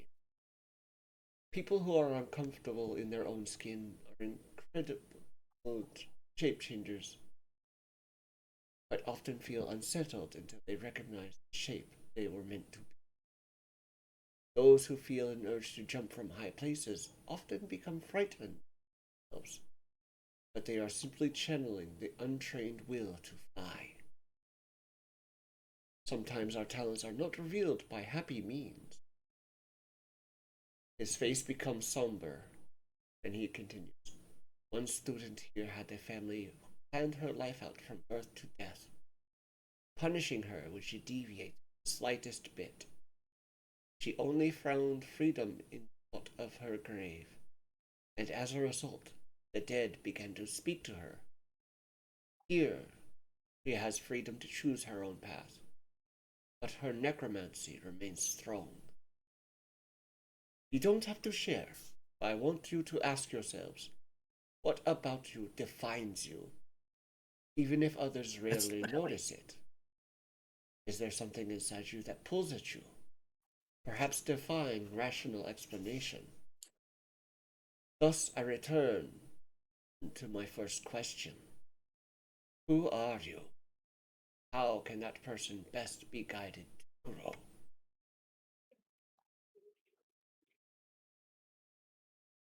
And with that, it is break time. We will take our 10-minute break. I will see you when we return. Woo! All right. This is very fun. This is very, very fun. Hell yeah. Hex? Never mind.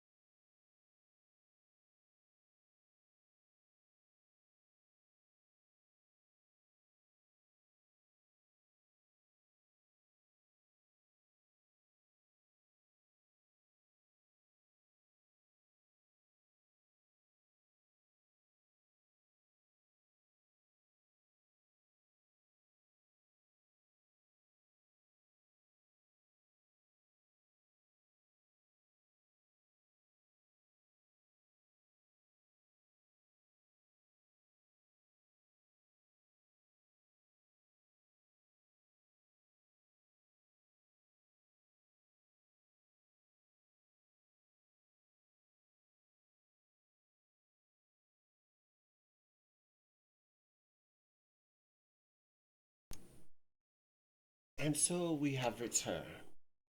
And let us get right to it. So we left off with him asking you that question. Now, you do not need to answer that question now. My final question now. But at least think upon it. And then he hands each of you a yellow and blue bead made of durable glass. You will incorporate this bead to your string, as it shows that it was my role in being the teacher who has admitted you.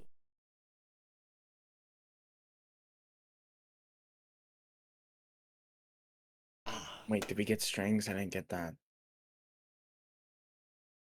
As I was saying, but I forget, you are all new to the... You do not know. All students, or everyone associated with the Magombe, wears a string of beads at all times to identify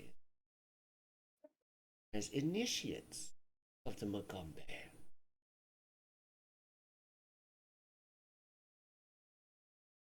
If you do not have a string of beads now, you may start making now. And be sure to add the bead that I have given you.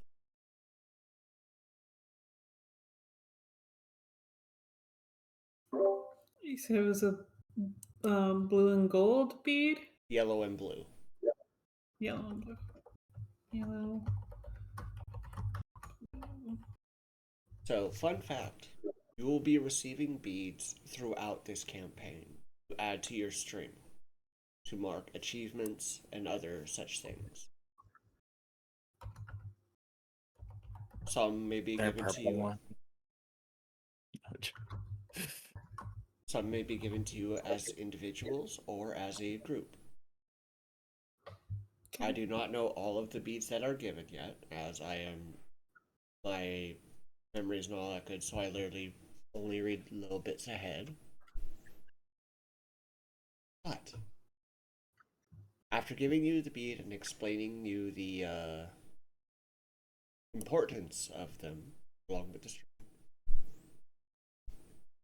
he directs you to the Spire Dormitory.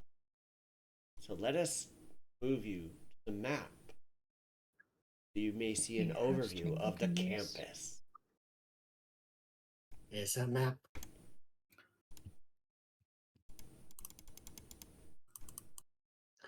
Gasp. There's a Whoa. map. Hey, yo. Wowie. Blue and yellow. Yes, blue and yellow. I'm not sure. Look at this happy little thing. Not sure how much of the map you can see, Mm-hmm. because there are some Sees alls. there are some like words within it, so I'm not sure if you can see those denotations of No. what's what. No. No. Okay, so that is on the GM layer. So,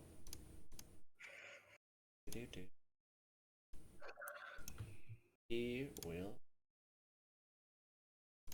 out of the map layer.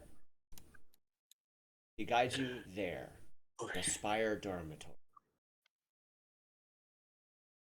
And as different bits become available, I'll move to the map layer as well. Mm-hmm. But Do you you would have most likely... string so that we can put? Do you have string we could use? Yes. I'll give Kixie a screen.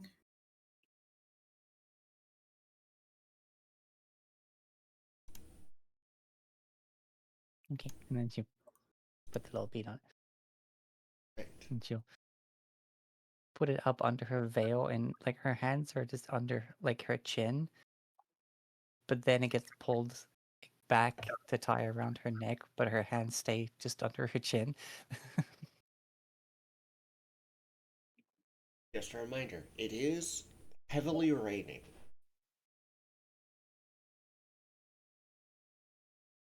as you make your way to the Spire dormitory. Make it home. Watcher is unbothered by the rain.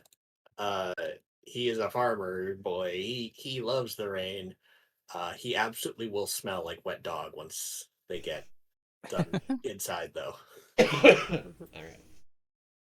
Kelly would kind of like put their wing above Callie as they walk. Ren pulls up his hood. Hex also pulls up her hood and then whistles and opens her cloak, and Cookie and Cream just bound in and then disappear. You all make your way to the Spire dormitory. And from the building, a young woman trots out from the one-story dormitory building. She has in her hand a silk umbrella reinforced with dry reeds. 4 stone spires surround and rise above the building. Oh, you're the new students, oh? You'll be rooming with us in Spire Dorm. Come in. I'll show you the place. The woman gestures with her umbrella toward the door, taking a few steps back toward the building's welcoming, dry overhang. Beneath the eaves of the I need to go dormitory, first. beneath the eaves of the dormitory building is a catfolk. And he is in sliced sticky mango lie on a cloth on his chest. He looks up from licking the juice off his fingers, his mouth spreading into a toothy smile. Care for some mango? He says cheerfully, especially eyeing at the fruit. Or if you'd prefer something to cheer you up from the rain, I have some wine brewing back in my room. The woman, don't offer them your moonshine. Ugh. He looks at you. Hex and moonshine. He looks at you. This is Cheesery. Don't become a slacker like him. Cheesery, I don't need to study. Amaruns have the best magic. Everyone says so. Essie here is trying to run the entire school. Even playing teacher for the new students, it looks like. Essie blows out a sharp breath. Kodri told me to get them settled. Said that handling the new students was our job. Do we look like attendants? Not yet, we aren't. And then Cheesery, turns back his attention back to peeling off the skin of another slice of mango. As he waits for a moment. I will very subtly mage hand and kind of like try and tug it at his fingers to make him drop it. Sleight of hand check, please. Side of brain, because invisible. Like I don't make it drop on the floor. I just make it drop onto The cloth, yeah. himself. Yeah. Just Because it's that, do you want to do an intelligence check? Or your, what is your DC? what you're is casting. and thievery? Yeah, thievery. I'm still used to D&D stuff.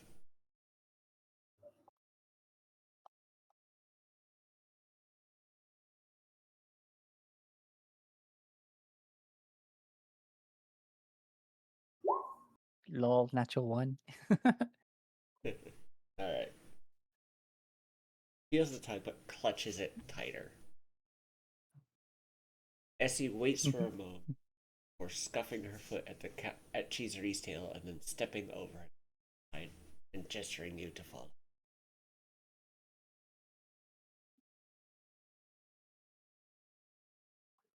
Now, before anyone else does, Watcher moves under the eaves out of the rain and then shakes himself like a dog, spraying water everywhere, probably getting some onto Cheesery. He is under the overhang, so he hisses at you. Watch the Just mango. Slow turns. Apologies. I did not see you there. Showing off the eye patch. Right. But there is very much a smile on his face that was like, "Yeah, I saw you there." Hey, Gonna gotcha, start bastard. some dog versus cat shit gonna go on between me and Cheesery. All right. Enemies clever. Oh, no vision. I guess Give we me a need the second. tokens down. Yeah, I'm putting down your tokens.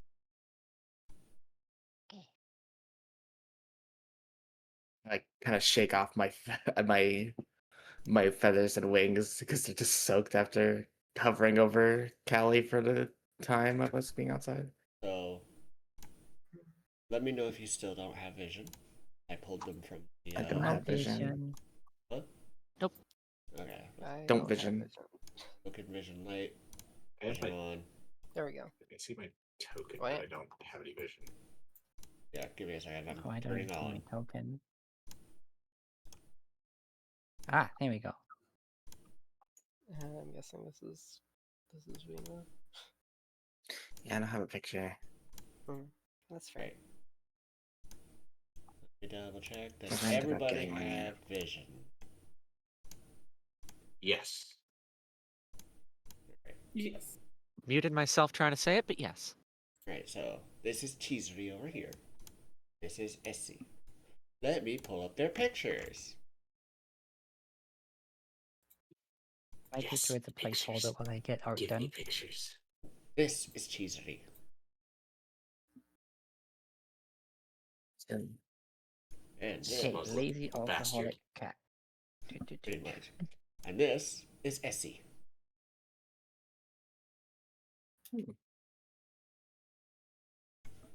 Now, before right now you are under the overhang. She points to the spire over here. You see my paint? Mm-hmm. That Yeah. spire is affectionately called the Soaring Spire.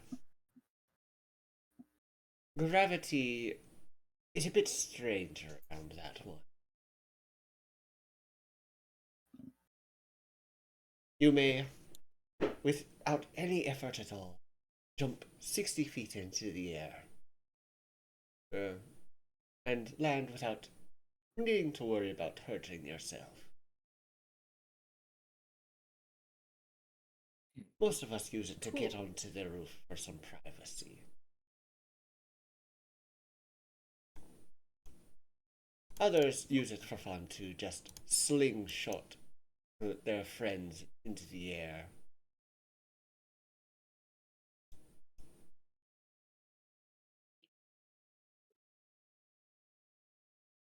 Seems cool. Is the do you have to stay near it to get the safe landing, or can you jump in that direction?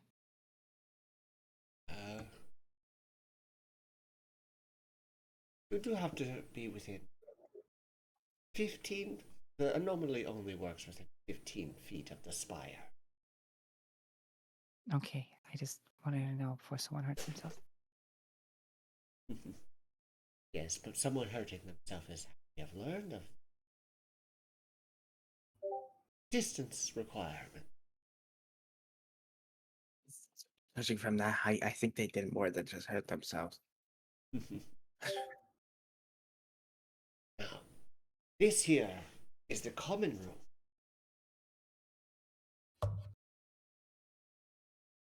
There are 7 other students besides me and Cheesery. Points to two of the others that are just wandering about the common room. Ah, but I forget myself. You lot, as a group, now known as a cohort. Think of it as a study group. You will all be working together from here on out, as well as rooming together. What? Wait, I'm living. Huh? There I'm is living with lots of Echo. motion in Kishi's hood at the idea of rooming together. So we're all living together. So, now, cohorts share their, their class schedules as well as perquisite work. And yes, I am pronouncing that correctly, I believe. Because I am going to,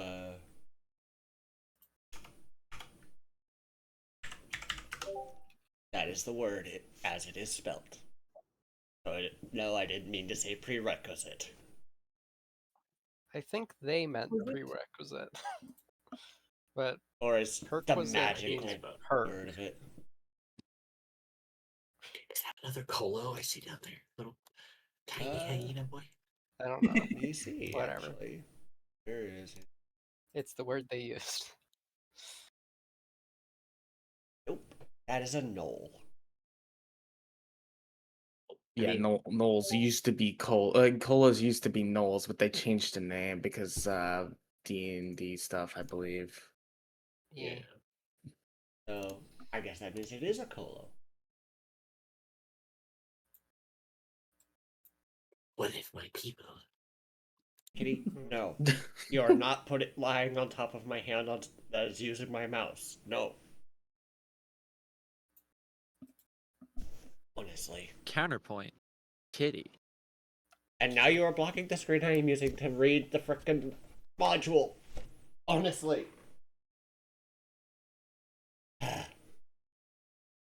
So, there is a rotation to the schedule to make sure each cohort gets a day off during the week.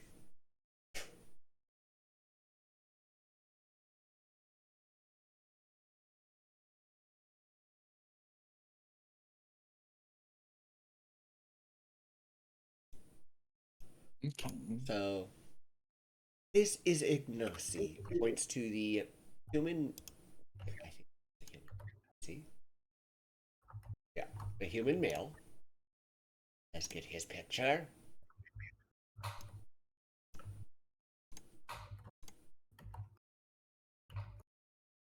It's a pretty boy. The pretty boy. He looks at you Ooh, and but he's an ass. he gives you a Let's get like a polished and what seems to be a rehearsed smile. Okay. I do sell some alchemical items. Should you ever need any? Then he looks at Vina's potions and stuff and visibly deflates. Yes. Just kind of look at them, like my eyes, like an owl, just being like, I have potions too. I have potions. Yeah. And this is the Colo. Anchor root. Aww. Oh, look Good at him. pupper. They are currently working in this corner to clear out a infestation of ants. She has with her, which is eating the ants, a little chicken familiar. Aww. And once she notices you, she does the frickin' chopper hide behind the frickin' couch. Oh my god. I love it. Immediately looks over and like waves at her and begins to speak in Colo. From what region is your tribe of people from? Like this is all in like basically what sounds like a hyena's barks and growls. Yeah.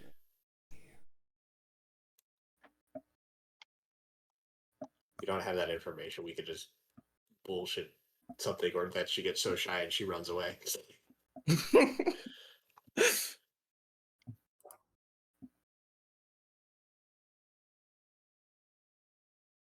Yeah, she literally like.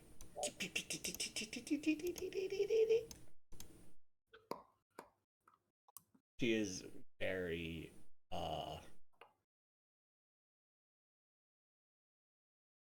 Skittish? Friendly Harris can rest a few soft voiced responses from her.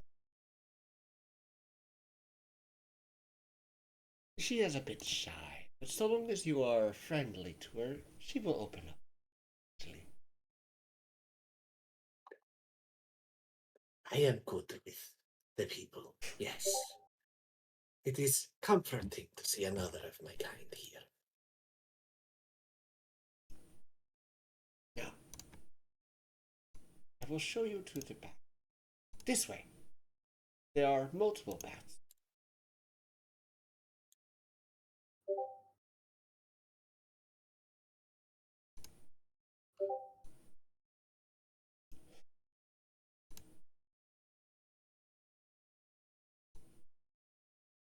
Here, I like baths. Come, Callie. Yes, Your Highness. these are all individual. She points to the doors. I installed the freaking door icon, so Why can't I see here? Am I stupid? you Oh, it's because I replaced on my token. My bad. Yeah, I got a picture, so I just put it down. Sorry. and boop. Thank you. These are people's room. He points towards them all. I'll have to see which one belongs to you.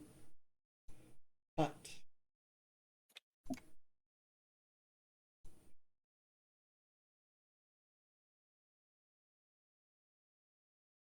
you saw Anchor down the frickin' northern hallway. Oh, my bad. But points to these double doors. That is the western bath. And down there are the washrooms. Well, they contain the toilets and the sinks for washing your face.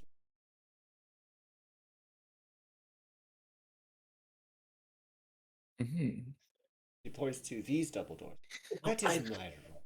Would you have? I do have a question. And You say the baths are in there. Well, it is perfectly normal within the tribes of my people for genders to bathe together. I understand that is not the norm within the wider world. very true. There is another bath upon in the other side of the building. She points to the far side of the hallway. It mirrors this layout here. So, which is the designated baths for male versus female? Most use this bath here is warmer, so it is mostly used for. The one down on the east is cooler and mostly used for long. I will show it to you. Most just decide on what time people shall bathe. Ah, I see. Rotation. Understand. And apparently I've read it Let's go. wrong. As apparently they are. But come, I will show you to some rooms that you may pick from. Oh, run Nope. through me. I'm gonna peek in the rooms. Yeah, like I said, I need to open freaking doors. Yes, create doors and all that. That was my failing. But hey, being So it sick begins to has. smell like No, it's wet okay. dog. A lot of in like included modules, they just have the lines that you can move instead of the Yeah. actual door things. Yeah. Just let me know when. What doors you want to look through. I'll look through. Okay, let me just. Just gonna look into the bathing place. What is? Oh, gone. Okay.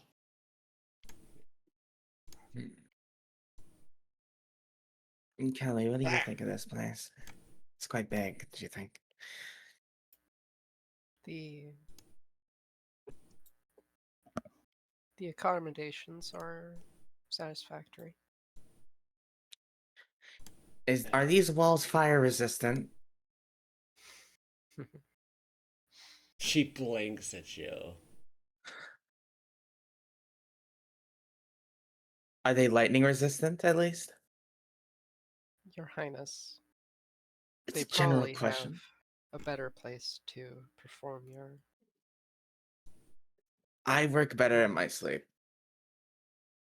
You. I mean, when I'm Yes, about to Your sleep.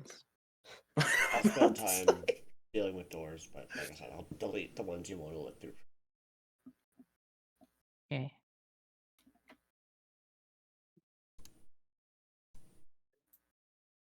So is this like just one long basin or? Yeah, she said that's like the actual like restroom. Yeah, stuff. the part you're in right now Like- has troughs for like washing your face, and this room that you're looking in now is the toilets. Okay. Right. So She wants to know things, so she's peeking. over here are individual people's rooms. We do have some free rooms.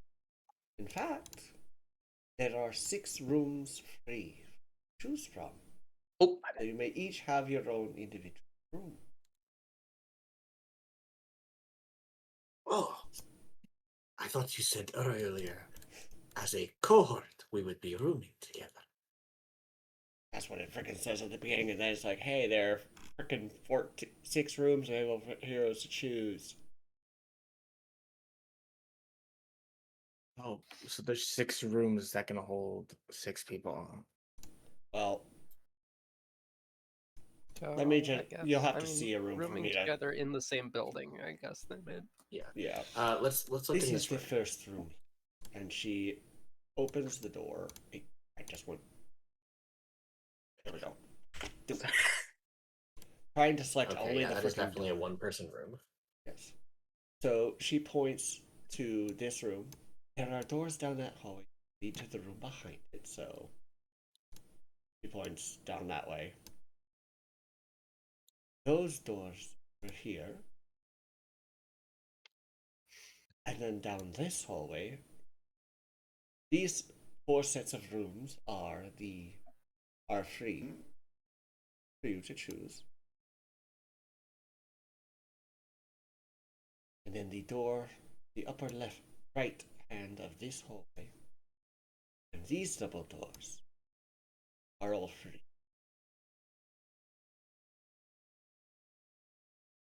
So you can. I'll delete the doors to your room to the rooms, so you can pick and choose. Gosh darn it! Looking at this one, I can. Second, I'm being Oh. difficult. Ooh. This is a nice room. You wish for this to be your room, princess? Yes. Well, I would prefer if we slept in the same room. Mm. Then, Hex kind of looks at them sideways for a second and doesn't say a word. then perhaps I can choose a room that we can use for storage. So, looking in there. Probably or we're all sharing. No. Okay. I'll take this. Oh wait, yeah. Those are the east for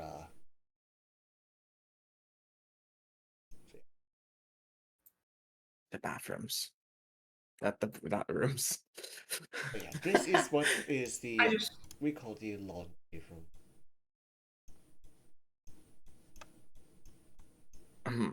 Can I check this one? So, as you've been looking through those rooms, you see on each of the beds is a scrap of yellow cloth.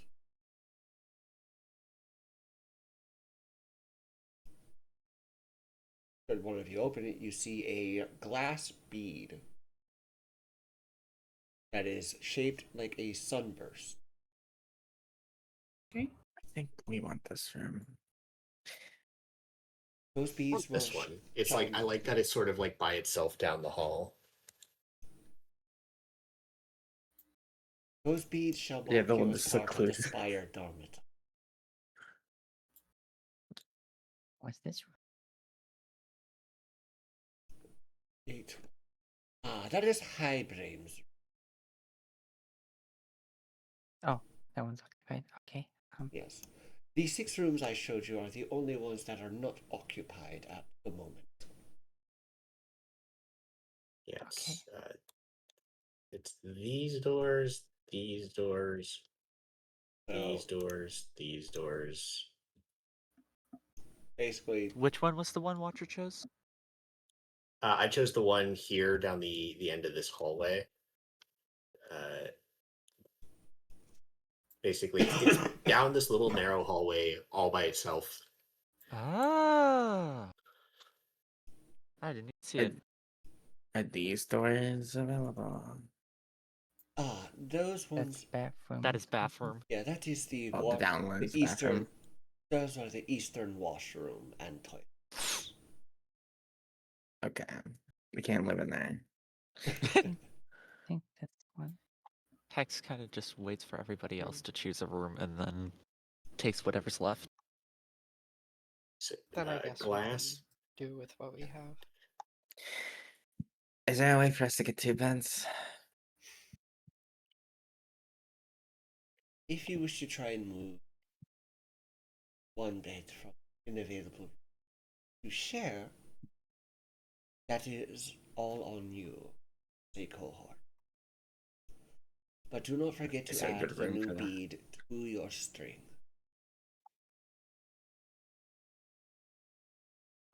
For the Sunspire dorms, right? Yeah. Or the Spire Oh, dorms. right. Kelly. Because there is a Suns- sun dormitory. Sunburst bead, though, yeah. Yeah, a sunburst glass bead. Yes, these. Yeah, I'm just marking the where I'm getting them because you mentioned some were given by doing achievements. So I'm noting what the bead is and then how I got them. So this is the Sunspire dorm, you said? Just the spire. Oh, just the Spire dorm. Okay. Yes. When you Spire mentioned dorms. Sunspire dorm, Essie says, no. There is a sun dormitory. But we are the Spire dormitory. Yeah. To whoever looked within the eastern bathroom, you saw a heap of clothes just in the corner of the room. Nice. That Yeah, has that been- sounds what like I- a college dorm. I also do the same thing. Those clothes have been left there for unclaimed. Nice. Callie, you no should one- go to the next door and steal one of the string that's on the bed for you, and I'll take the one in this room. Hmm. I'll go do that. I don't know which ones haven't been taken, but So the only I one think that this has not been one's- taken is this one right here to the north of you two. this one. Oh, this Okay, just right that across one. the hallway. Sorry, I didn't see somebody. Yes. So it is a big This bed. one's the smallest I'll take. But we can take. Yeah, it's easy to take the bed from there. It would take multiple see. people to move. Yeah. So Watcher's officially, bedroom. We don't have a room, but you know it's fun. officially, this will be Sally's room, but we'll use it for storage. As a note, like as soon as it became clear we actually had individual rooms, there was just like a big sigh of relief from Kitty. If you do want to, Kelly, you don't have to stay in the same room as me. Hmm. But Do you want to stay in the same room? It would be nice. I like having company. God, just kiss already.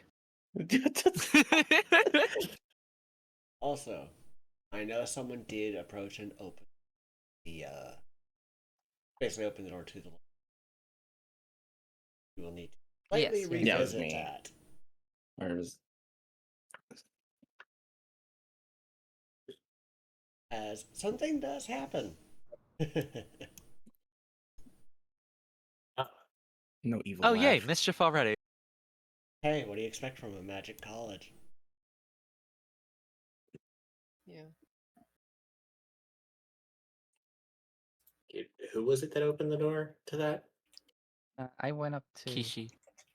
this one Yes. before remembering it was mirrored from the others. So,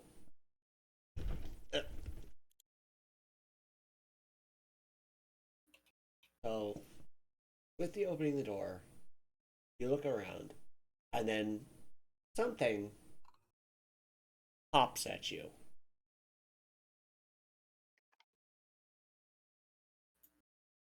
So, Hops at me.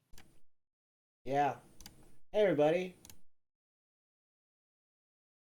Roll initiative, please. Well, fuck. God. What? That's characteristically high. I'm gonna throw a bomb at it. Oh, I love how our Well- party just is not wise at all. Unlike who- No. somebody. rolled I'm a one? negative. I think we're all going to end up going into the wizard. Yeah, Yeah. none of us are Um, druids. No. I didn't roll, but it has initiative for me. um Why?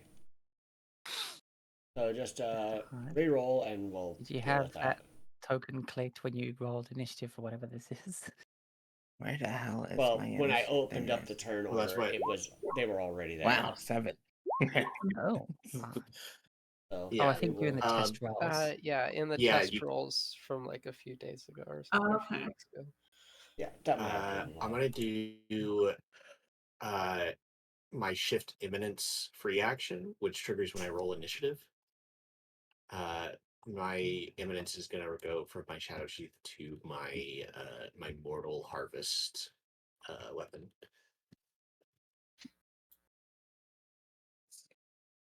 XX. So,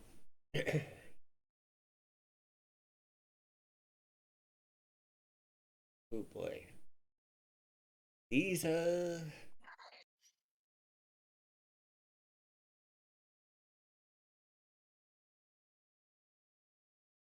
these are They some are, aren't they? character sheets to be looking at. Anyway, so let us show. Yes. 2 what seems to be for origami frogs basically charge at you, Chi-Chi.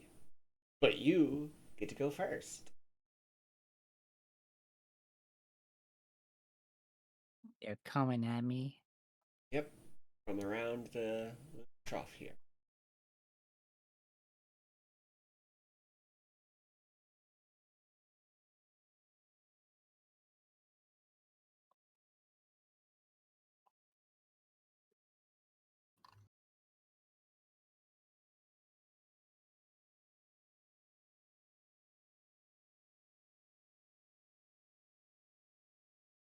Okay.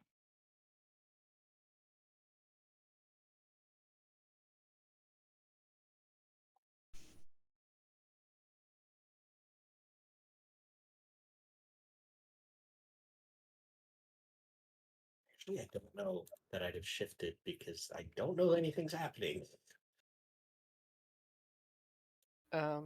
Demiplane is a little bit weird with the exemplar. You kind of just need to keep which one you have shifted to in mind. Yeah. Yeah, well, normally I keep it with the shadow sheath unless I specify otherwise, which is where it was. But I was saying, like, oh, when I roll initiative, I can shift it. But since technically, like, in character, I don't know that something's happening, I don't know that I would have made the shift as part of the initiative trigger. Sure, that makes sense. What does do? Or Kichi do? Alright, as soon as she gets jumped, she jumps and her freaking cloak just suddenly blows back in like recoil as she unleashes her psyche as a defensive reaction. As the free action that my turn start. She now basically hovers slightly off the ground, her cloak's all flapping, and those little waves around her head when she uses message are now a lot more visible, much more like the Baldur's Gate 3 kind of like psychic emanation. And she immediately does telekinetic rend.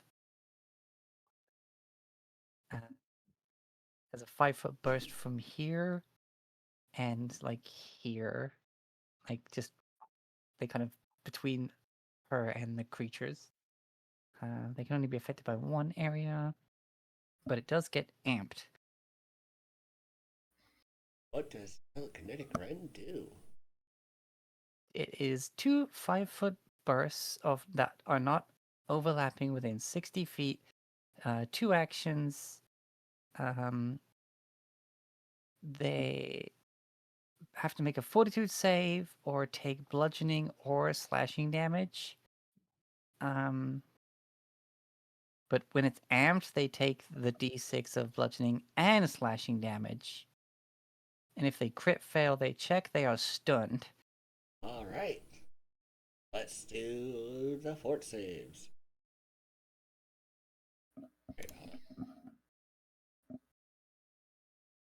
My DC is somewhere here. 17. I don't know how I would get rid of the whisper roll.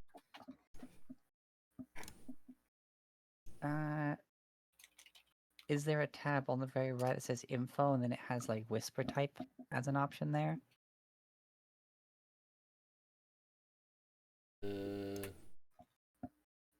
There's bio and info. Doesn't say anything about whisper types. Yeah. Do you see their initiatives at least? Or no? No. Okay. I see them on the list, but yeah.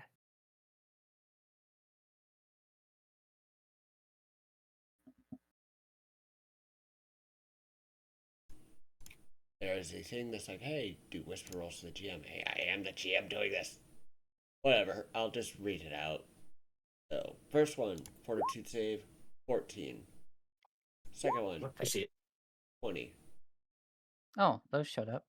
Yeah, I tabbed and then untabbed the whisper rolls. So one failed, one succeeded. Is this a... Let's see, hold on. Basic fortitude. Okay, so they still take half. One takes full, one takes... Yes. Amp. Amp. I pushed amp. Amp.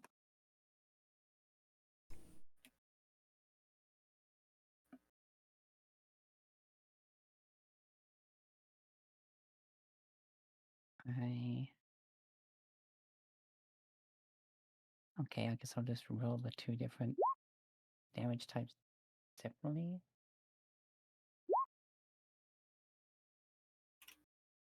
So that was 2 slashing and 6 bludgeoning. So this one takes 8 damage. This one takes 4 damage. Alrighty.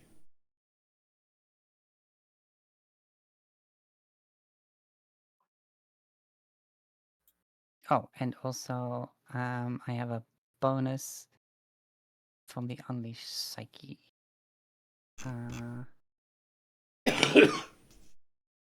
Status bonus to its damage equal to double the spell's level. Okay, it's a cantrip, so that doesn't. Are these two people doing on the freaking... Cantrips they scale with your level. So if it's cantrip 1, but like if it's a spell that like says, if it says that it's like you spent like a resource for it or something, then it usually isn't like that. Then for cantrips, but what's the exact wording of the ability? Okay, so while I am Unleash Psyche, I'm constantly surrounded by the visual manifestation of your psychic magic. So I'm all, that's, wibbly wobbly. You cast a damaging spell. You gain a status bonus to its damage equal to double the spell's level. Yeah, This applies only to spells so that don't have a duration and that you cast using your psychic spellcasting. it's a cantrip 1, so you should get a +2. That's 2 additional damage to each of them. Yeah, I think so. Yes. Well, one of them will be halved, but still. Yeah. Right. And I can use actions that you have the psych trait, which I don't know if they come later or something. Possibly. So, I with believe that, that's stuff you have to pick up later. Yeah, okay. you still have 1 action left. I do. I run and hide in the corner. Real. So with that, this one becomes non-aggressive.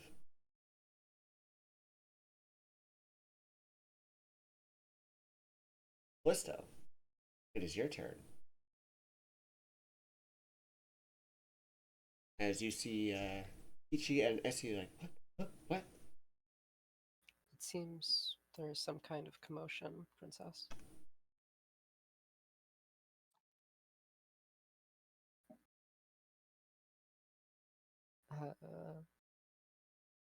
Well, without any other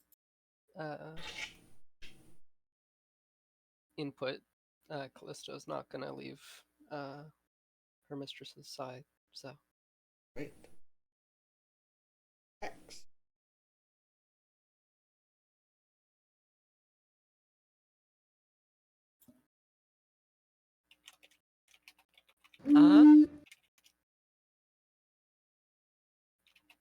See anything going on. All I see is that Kishi is in distress. So,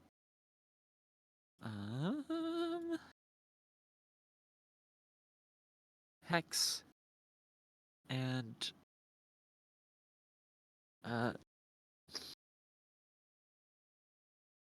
to look at my abilities.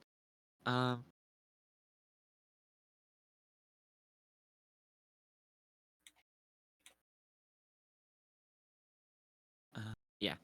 Hex and Cookie and Cream are going to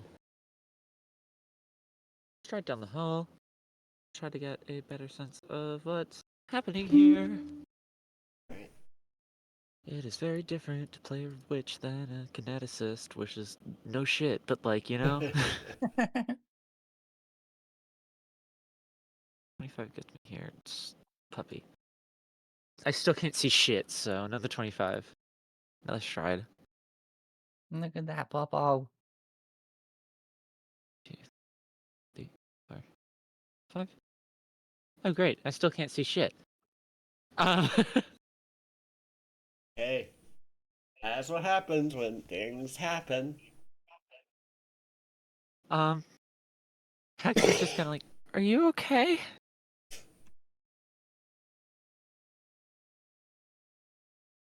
He just points into the washroom. All right. And then stride again. 1, 2, 3, 4, 5. Is that a paper frog? And my turn. Watcher. I believe they call that origami. See here, 5, 10, 15, 20, 25. 5, 10, 15, 20, 25. 5, 10, 15, 20, 25. I stride 3 times and stop. Red. You hear a commotion. I'll unsheath my sword and run out. Hang on.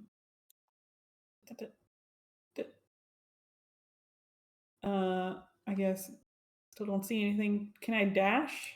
So to move, you use one of your 3 actions.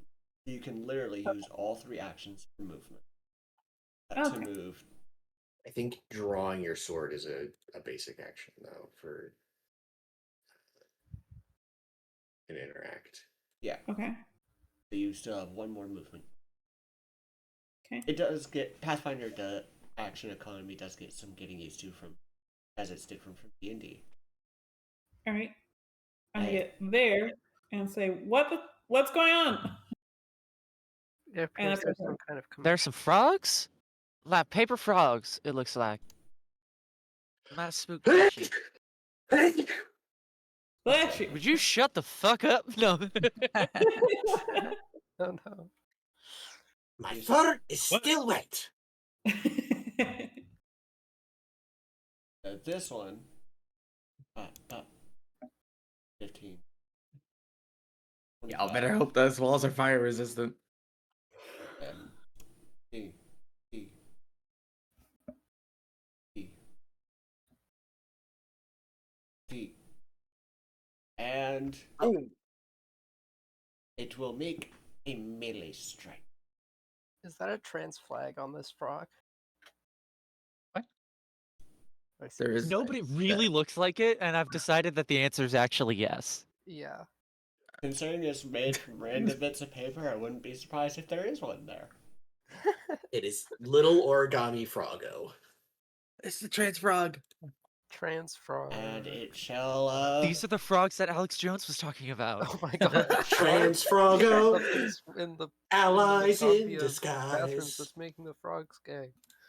it jumps at you, Hex, and uses its sharp paper edges to try and give you a paper cut. Ah! Oh no. 18 hits, 6 slashing damage, and it does not crit. Alright. Ow! All 3 of his actions. Dina, it's your turn. Seeing that this is happening, I look at Callie. I think there's bad things happening. I'll move Seems to be the 1, case. 2, 3, 4, 5, 6. Using 1 action to move, and I'll use another action to move again. 1, 2, 3, 4. Hi.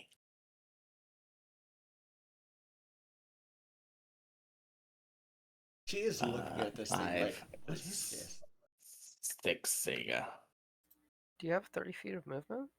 I do have 30 feet of movement. Oh, cool. Based. I can't reach that thing in there. Well, there's the one right next to you.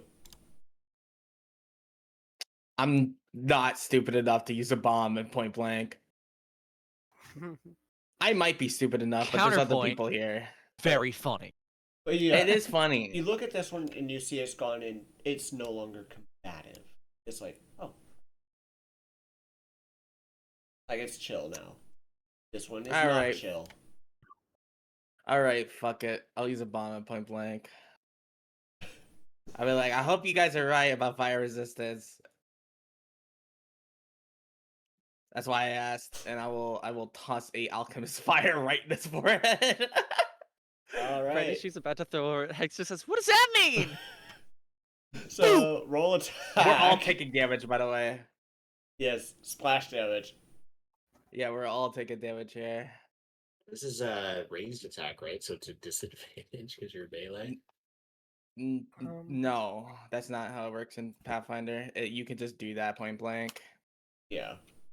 It will incur a attack of opportunity if it has it, though. But I doubt it does. So I am going to toss an alchemist fire.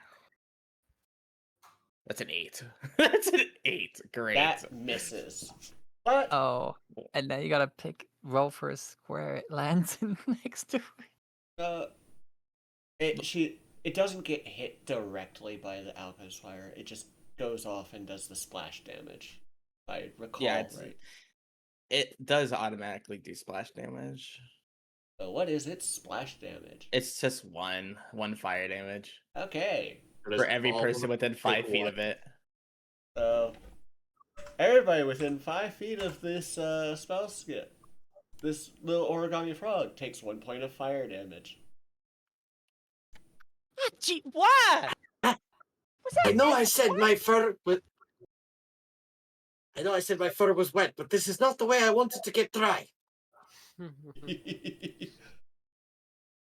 Right. By the way, the We're a enemy still disaster does already, take. I love this so much. He also still takes 1 damage of fire if he's weak to fire damage. By the way, He is. that's surprising considering he's made out of fucking paper. It just Five it lists point. immunities, but not vulnerabilities. Hey. Your turn. All right. Seeing the fire and glass. Oh, what is the floss made of? Is it clay or is it glass or is it? It's made out of it's a ceramic like container. It's really like light, like it could break if you crush, like you could crush it. Like it's so Alright. like lightly made because it's meant to break. So she can't do anything about the fire, but the bits of ceramic that go flying around at people, she suddenly just stops them in midair, forms them into a single projectile, and tries to hit the little frog with it with telekinetic projectile. All right, roll it.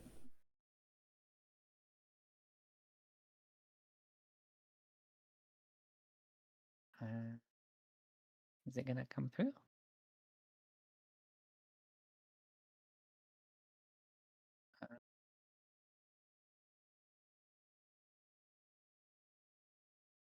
Try that again. Why is it not coming? Oh, I'm rolling on the wrong one. I'm rolling on the one that's not popped out from Roll20. That is a miss. Oh no.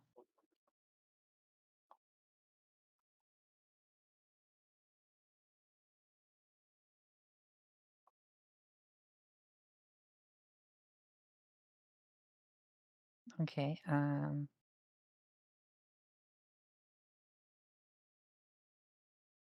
I am going to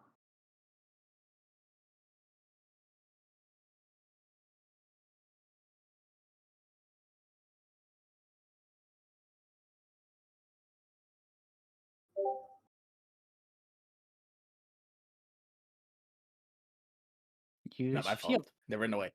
All right. Pop shield. That one is non-combative. Callisto, is your turn.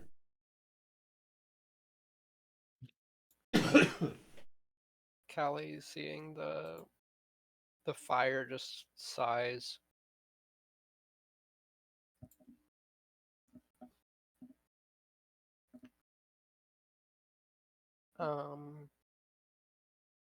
Let's see, what have I got here? 30 feet.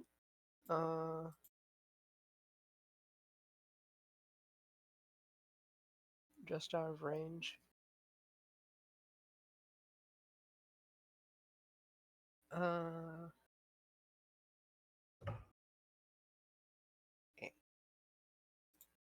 Um,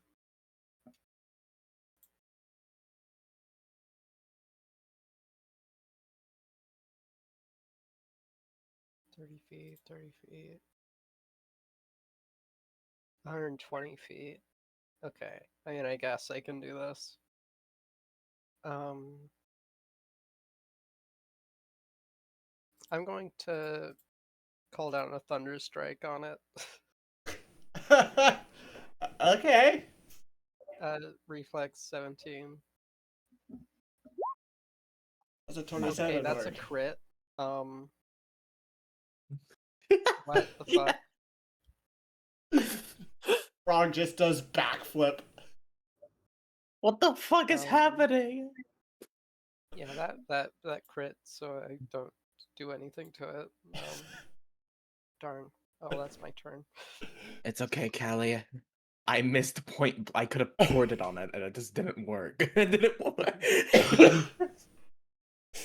Hex. Okay, is this fire damage continual? No, it's not It's just the persistent. splash It just Thank dissipates. fuck. Okay. It just dissipates immediately. And also, yeah, it did not hit your dog, by the way. I hope you know. Thank fuck. Your dog, it's only 5 feet within it, so. Okay, okay. In that case, I can make it bigger. what the? Why did you do that? That was so. Don't look at me. I messed up. It's not my fault. That thing is moving.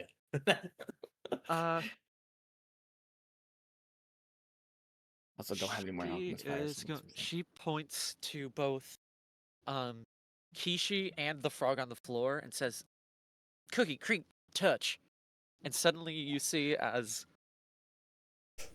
the two heads seem to split into two separate beings.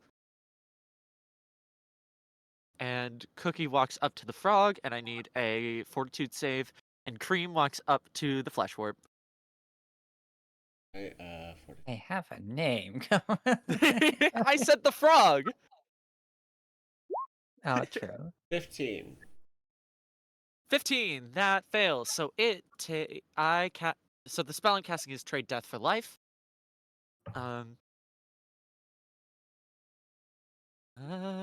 And it deals 3 void damage to the frog.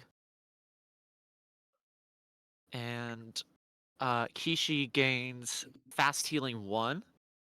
So you regenerate 1 HP at the beginning of your turn as long as I continue to sustain the spell. Okay.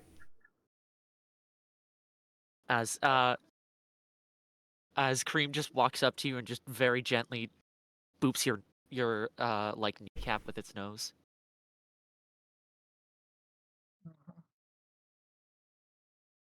That was so unnecessary.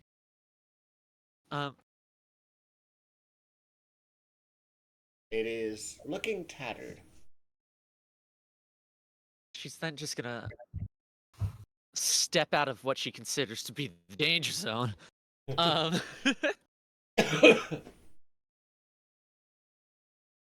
that necessary? Casts Can you cast more than one spell in a turn in this? Yeah, so long as you have the Okay. actions for it. I mean, if you have the action economy for it, yeah. But most spells tend to be 2 actions. 2 actions. Yeah. To cast, but yeah, theoretically, Trade Death for Life is so long as you 1. have the actions. Yeah.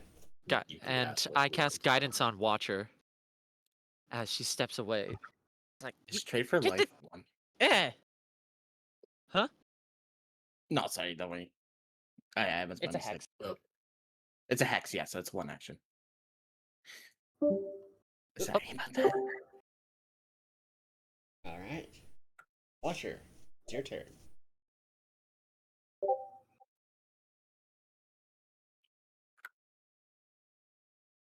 back. Oh,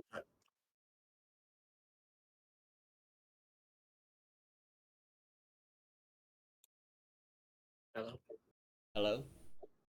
Okay. Wait. Discord voice chat disconnected then stuff. Is it my turn? Yes, it is your turn. Okay. I'm gonna use 1 action to shift imminence. The spark of light runs from the scruff of fur on my back to the spear thing in my hands. I now have to then use an interact action to grip this weapon in both hands. And with my last action, I'm going to swing at the Froggo with my Mortal Harvest. Alright. Here we go! That just hits. Yay!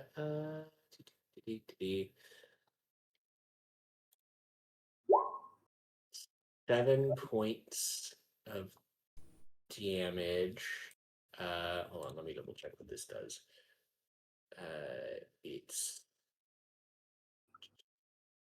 is versatile slashing. What is the base?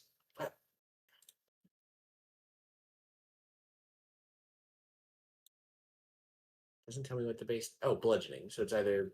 So yeah, I'll do slashing damage because this thing is a origami. It also takes a point of persistent spirit damage. So at the end of its turn, it'll take 1 point of damage. Oh. You hit it with your spirit thresher and it shreds it to bits. Excellent. That's all 3 of my actions. And with that one dead, the other one is non-combative. Combat's over.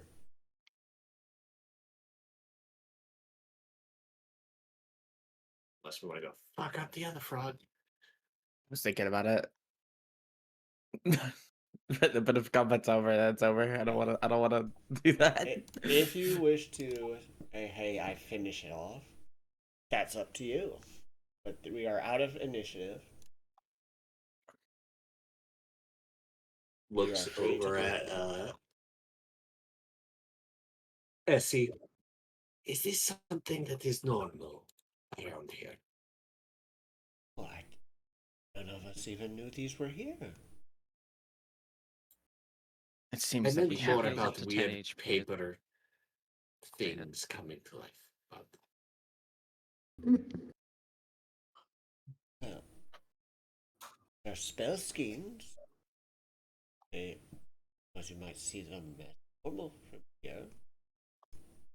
But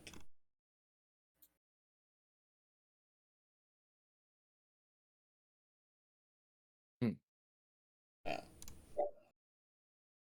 considering apparently they can also be made of fabric, so these ones were made of fabric. Considering they were from the laundry room. Oh shit, that's why they were immune to. That's just how that does make sense. Oh wait, they're not immune to fire. My bad. Yeah, they're not. Aw.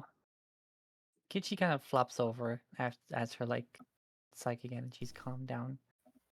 She's Please wobbly be more briefly. careful next time, princess. Is everyone all right? Pet the dog I off. am a lot drier than I was 30 seconds ago. And my I'm fur s- is a little singed. I'm sorry. Actually, not really, but I'm sorry. You set me on fire. What do you mean, not really? It's just a little fire. I set myself on fire like every week. It's normal. I feel like that's not a good thing. This isn't an achievement. I don't know what else to tell you. That's just gonna happen sometimes if you stand in the point blank of the enemy that I'm trying to hit with a bomb. Have you considered not using a bomb? I don't like getting my hands dirty. Looks at That's me, not really my thing. burns. Yeah, everyone just looks at me. I'm covered in like poisons that if you lick me, your fucking face would go numb, and like Well- other things like that. It's just, You also set various- yourself on fire a little there with that explosion. Yeah, I am. so- Yeah. As soon as done healing Ishi as much as necessary, Hex just focuses for a second, and you see a flash of light, and they cast heal at with 3 actions. So everybody within 30 feet heals 1d8 plus 8. Just 1d8, I believe. 1 in 3 It's just action. 1d8 because it's the 3 action version. The Yes. plus 8 would have been the 2 action. Oh, okay, my bad. Yeah. With 2 actions, you Nonetheless. get distance, but hey. Yeah, I can mean, understand reading it max- that way. But Nonetheless, max HP. cool.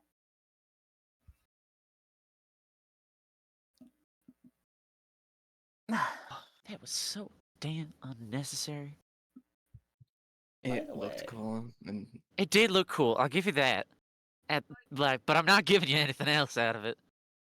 By the way, Hex, Kichi, you see a kind of mask adorning the wall here. A what? A black and white, a well-rendered drawing of a black and white mask adorns the wall here at the end of the hall.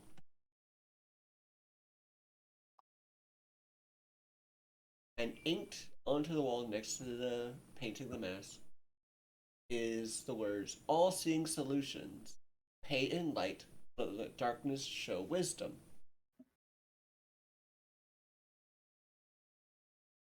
You see Hex kind of look down at herself, mostly monochromatic, and stare back at the drawing, and just says, "That's kind of ironic now, ain't it?" Yeah. Ugh. You alright, huh? You really don't seem alright. Uh, after I do that, I just dizzy for a little bit. I'm Alright. okay.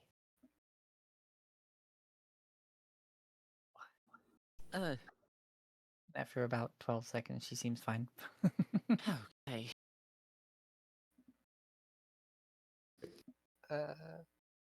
I'm gonna cast Time Sense while we're all standing around here. What is that do? It's a cantrip.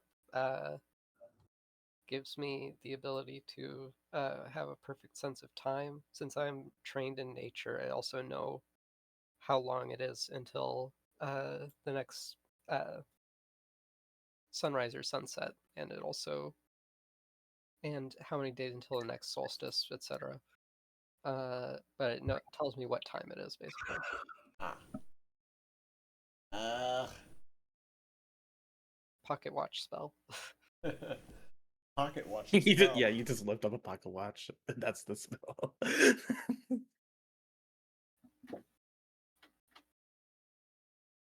It's like 4 in the afternoon or 4 in the evening. Yeah.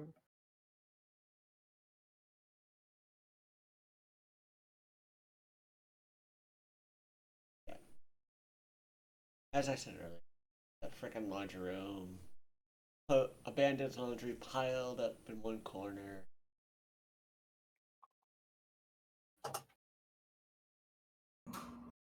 But yeah, Came to life as frogs. just a couple scraps. But no, they were in a separate portion of it.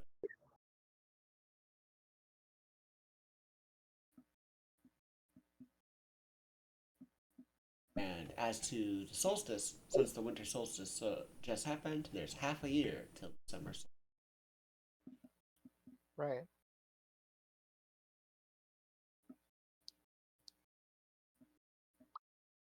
Right. What do you all do? We should probably report that to the dean. There's no real bunch of collection of teachers. Well, whoever's in going to go. charge, anyway. Take a bath. Yeah, we definitely should report that. That's really bad, considering that there's also another one, and they're also in the laundry room. Well, this is the first Hex kind of- time they've ever gotten involved. They've been here for a while? Well, from the fact that animating spell schemes does take quite magic leakage, they probably just thought of you as intruders on the dormitory and attacked. Now that they know you can be students, they'll probably leave you alone. They've left everyone else alone. It's okay. Mal. I'm used to it. The peck going like um, Hmm.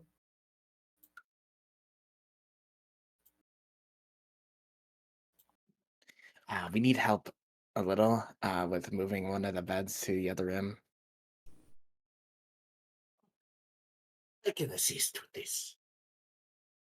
Yeah. Hey, Preferably someone who is big and strong, unlike me. I am Well, big and strong. I am Uh, bigger, but not big. I'm not. you end up moving the northern bed to the southern room. Yes. Takes like, I'll say 20 minutes. But you get in, you rearrange the first bed, and 2 beds in one. All right. After that gets done, Callie would get Watcher's attention and sort of bow lightly and say, "It is not necessarily my place to do so, but I would like to apologize for the actions of my mistress." Oh, it's not the most dangerous. It's happened in these storms. Not them. It's a Watcher. Yeah. It was not done with malicious intent. So, while there was some harm, there is no foul. All is forgiven. Understood. Be lucky it wasn't my cyanide. Please be careful with Half that. tempted to have Hex from down the hall just go like, "You have a what?" I also have arsenic. I'm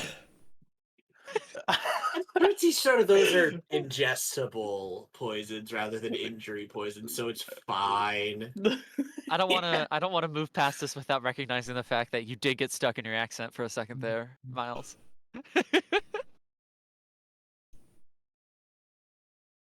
Yeah. Are these books Watcher doesn't free? know shit about poisons.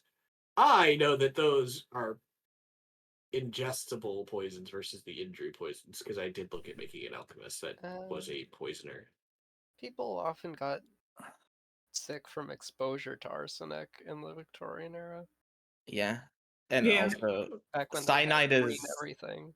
cyanide is also something you don't want to touch. It's something you Yeah, because it can absorb No. through your skin. Anyways, Hot Is take, this- are these poison's books free? bad. are these books free, or do we have to pay for each one we read? Is there like some magical like thing that like registers your face and charges your Like a card or hotel. something? Yeah. Yeah. They do Being not that would do be the that. person to have a credit card. Anyway, Here, Okay. I'll look once at. you are settled down, I can show you to the other 2 areas you are most likely to frequent within the school.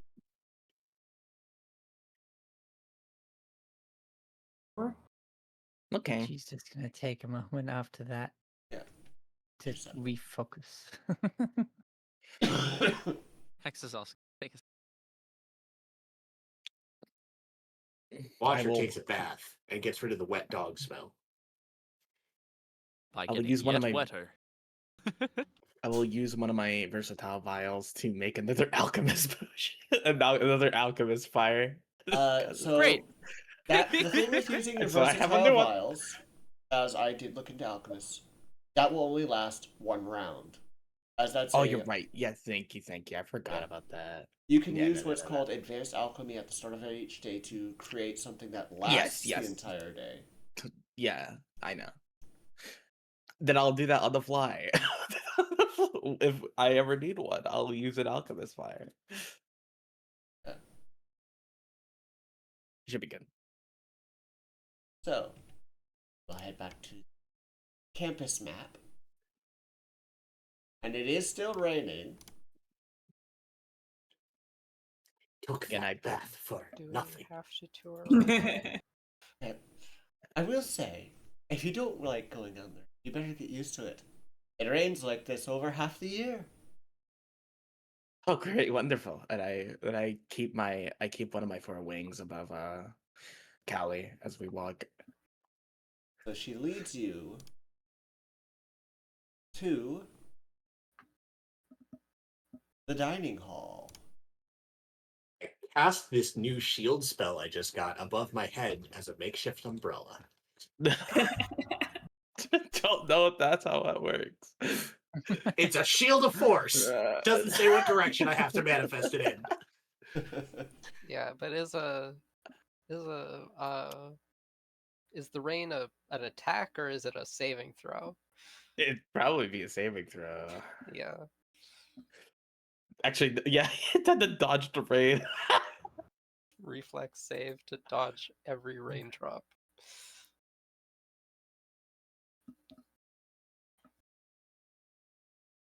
This here is the dining hall.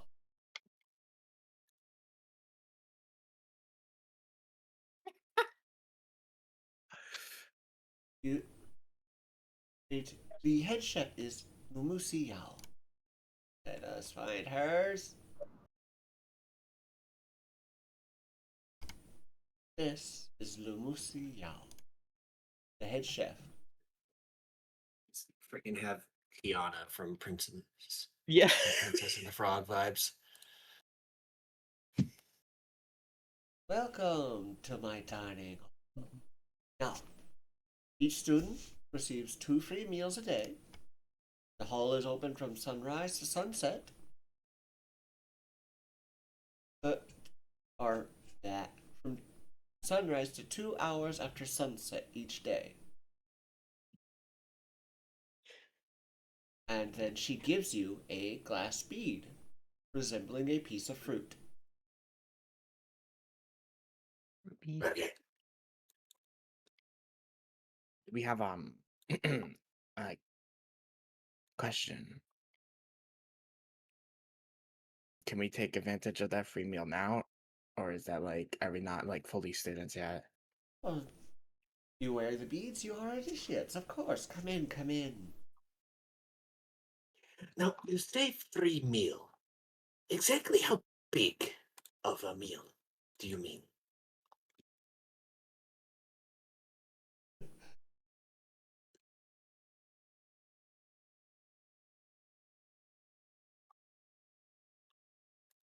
That is a question. I mean, well, considering One of all the races questions of are all time. different, I imagine the portions are set to how big you are. So your portion might be bigger than hers, points at Kichi.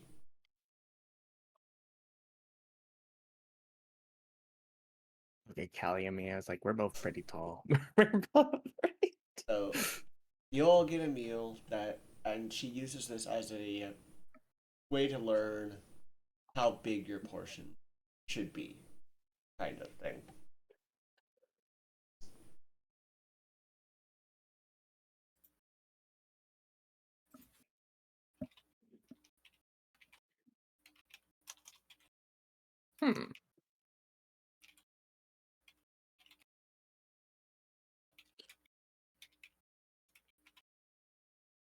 Okay. Can...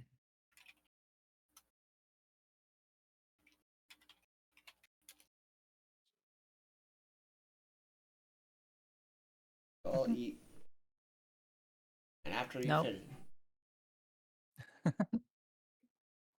and she looks over at you, is like, "Not gonna eat, hun." Kitty will order the food. And she's I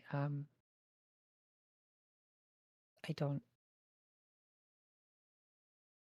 eat much.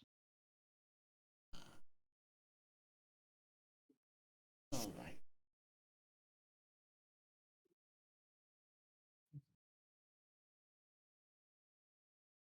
She's gonna try and very sneakily give her little gnome-sized portion to Cookie and Cream.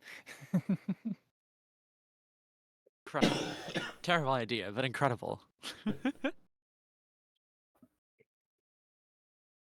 They will never gonna- stop asking you for food. She's gonna try and be sneaky about it. Right. Thievery check. Oh, not stealth? Okay. Or it can be stealth, I suppose.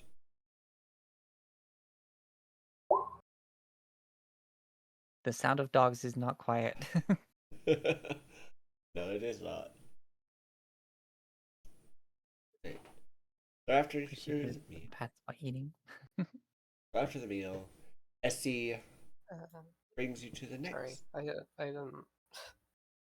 Go ahead. Kali wouldn't immediately get food when Vina does. Yes, I get big meal. And I wash my hands beforehand because of the chemical runoff that might be on my hands. And just stand behind Vina as she eats. Go eat too, Akali. It would not be my place to. I am telling you to go and eat. Go and eat, please. Yes, Your Highness. And he will do that.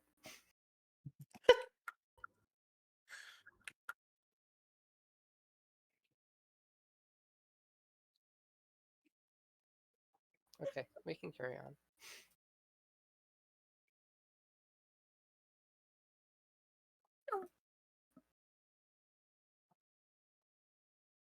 All right. Any other role play before we move on? Ren is I'm gonna eating as watch. well, and he's also feeding bits to Cookie and Cream. This is good. Keeps going to give scraps of food to Cookie and Cream, and then realizes that their face is already like fully immersed in somebody else's scrap of food, and she's like, "What? Who the hell?" There's an entire plate there. I'll just look at Kichi and I'm just like under the table, being all small, like crouched down, so I'm even smaller, and I'm just watching them eat, and I'm just petting them. With the three of them combined, Cookie and Cream eat more than any of the three of them do. What did it? Yep. Kelly, what did you get?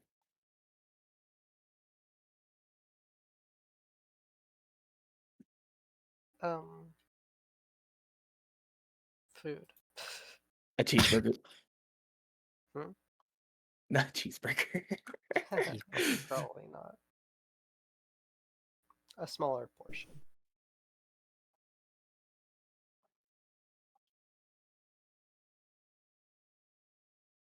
Meat and rice and beans. Hmm. Watcher just gets a big old plate piled high with a bunch of different foods, but make sure at least some of it has something that has bones, and will just gnaw on this like it probably a T-bone steak, and is now just walking around gnawing on the bone with in one hand, just as they continue the tour. All right.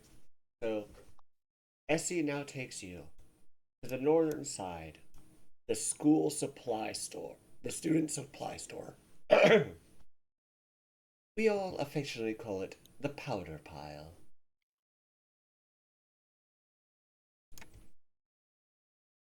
And why is it called that? Because it has a large variety of magical powders. Where the heck is this person's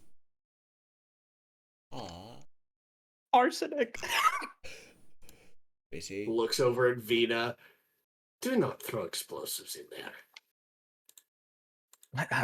No, arsenic is a poison. I cannot find a photo of this person. Sad. Why are we throwing arsenic in the powder room? The place? Please. So, up here is the powder pile building. Now, I am more speaking generally, as I imagine you will have these things again in the future. this is where you will get your basic supplies and all that, as well as receive your monthly stipends. So, as an aside, at the start of each month, you will receive a small bit of money as a study stipend. Ooh. Ooh. So she brings you in, and you see a small kobold named Aw. Jokan. And this is why I'm sad I could not find a frickin' handout for them.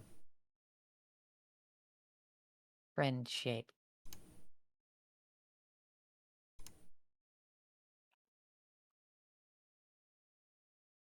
Anyway, This might be one of the few times that this kobold has someone smaller than them. they hand you each a small lump of clay. Please, roll that into a bead for me for my collection. Let's I'll do collect. so. Callie, not wanting to get their hands dirty, will just do it with their newfound mage hand.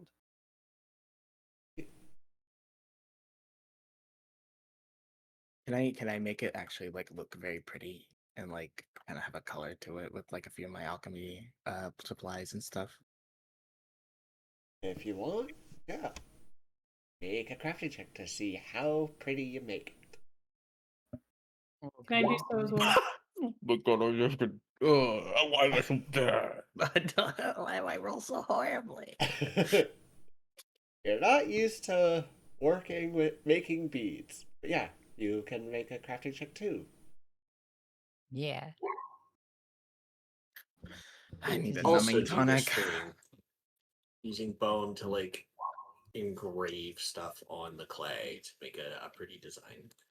Right. Yeah, I take just a little, like the edge of like my fingernail and try and make the sign of the Night Order. Everyone's better at crafting than me. Does this place come with alcohol too? Is that free? Kichi basically uses her mage hand like mind to basically twist the clay in like opposite directions to make this, like spiral kind of shape in it. And purple and black starts to bleed like into the color of the clay. Very nice. Watcher, you did very good. But in exchange for the little bead you give him, he hands you a tan glass bead in the shape of a bulging sack for your string. Sack bead. I heard you that, and I knew exactly Yeah. what went through your mind. Yeah. Yeah. Yeah. And he will give you your initial stipend and some basic supplies. So each of you add 40 gold to your money. Okay. Oh that's a lot. shit! I'm rich now. Yippee! You also gain some parchment, quills, and inks. Okay, hold on. 40 gold. Yes. Kelly just looks at the pile of gold that they have. I'd imagine it's hysterical. Like, oh, wow. Now each of you will receive 4 probably gold see at the more. start of each month, so long as you are within good standing with the school. And then he hands each of you another 4 gold. Oh. This is By the way, officially I'm- significantly more money than Hex has ever seen. Same. By the way, I was serious. Is there alcohol here? I do not sell alcohol. I sell No, school not supplies. not here. Like on the school campus. Like, is that like something you guys do? You can get some at the dining hall. Oh, thank God. You sure this is right? This is so much money. The 40 gold shall not be given to you again. That is your initial welcome to this school. The 4 gold is something you receive every month,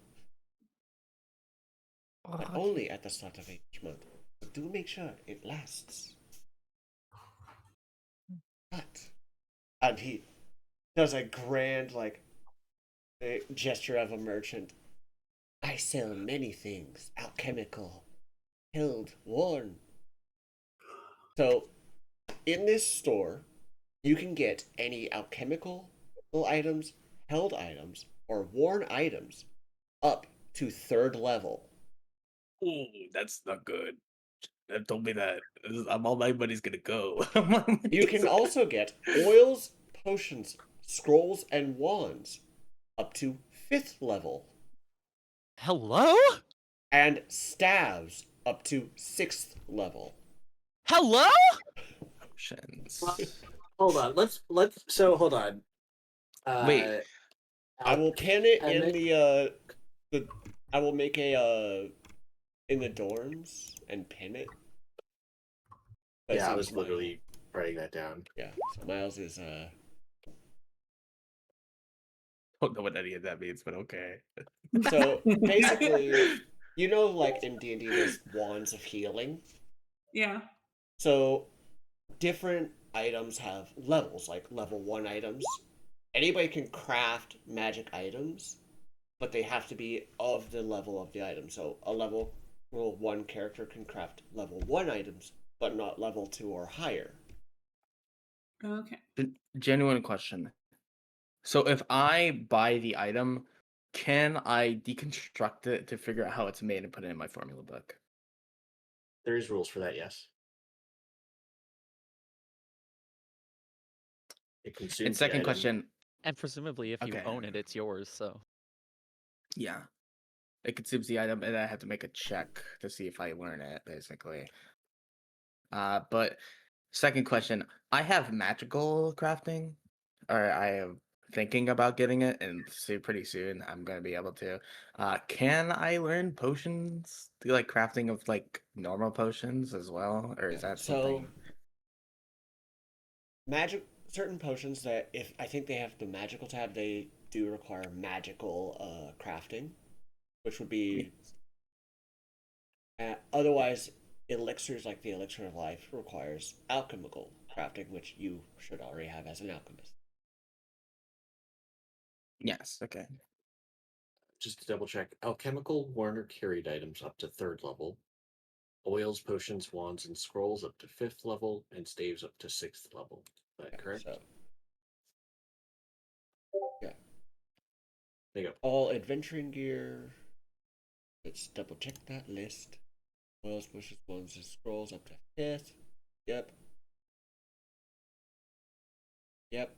Yep, that's I correct. double checked it with you before I posted. I said, "Hey, to confirm," read Yeah. it off, and you're like, "Yep." Yeah. And I have pinned it.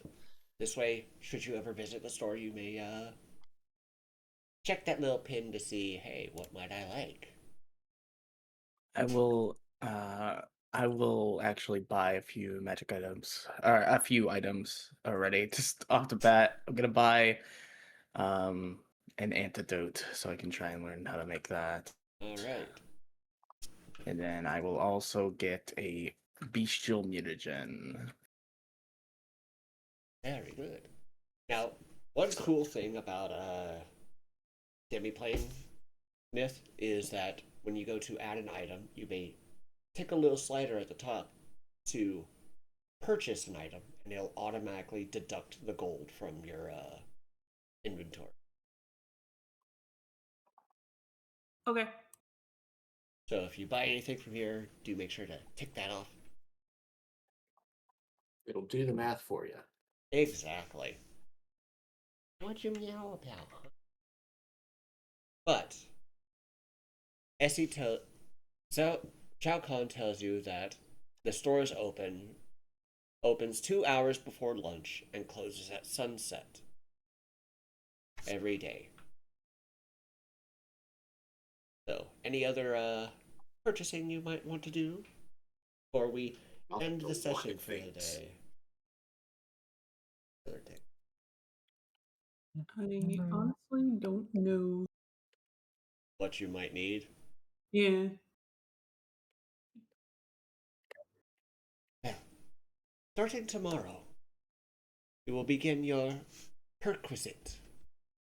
So, the perquisite is a period of public service to the school and the people living around it. It is to help you settle into your responsibilities within the academy life. So basically, the perquisite is a period of, hey, doing chores for the school.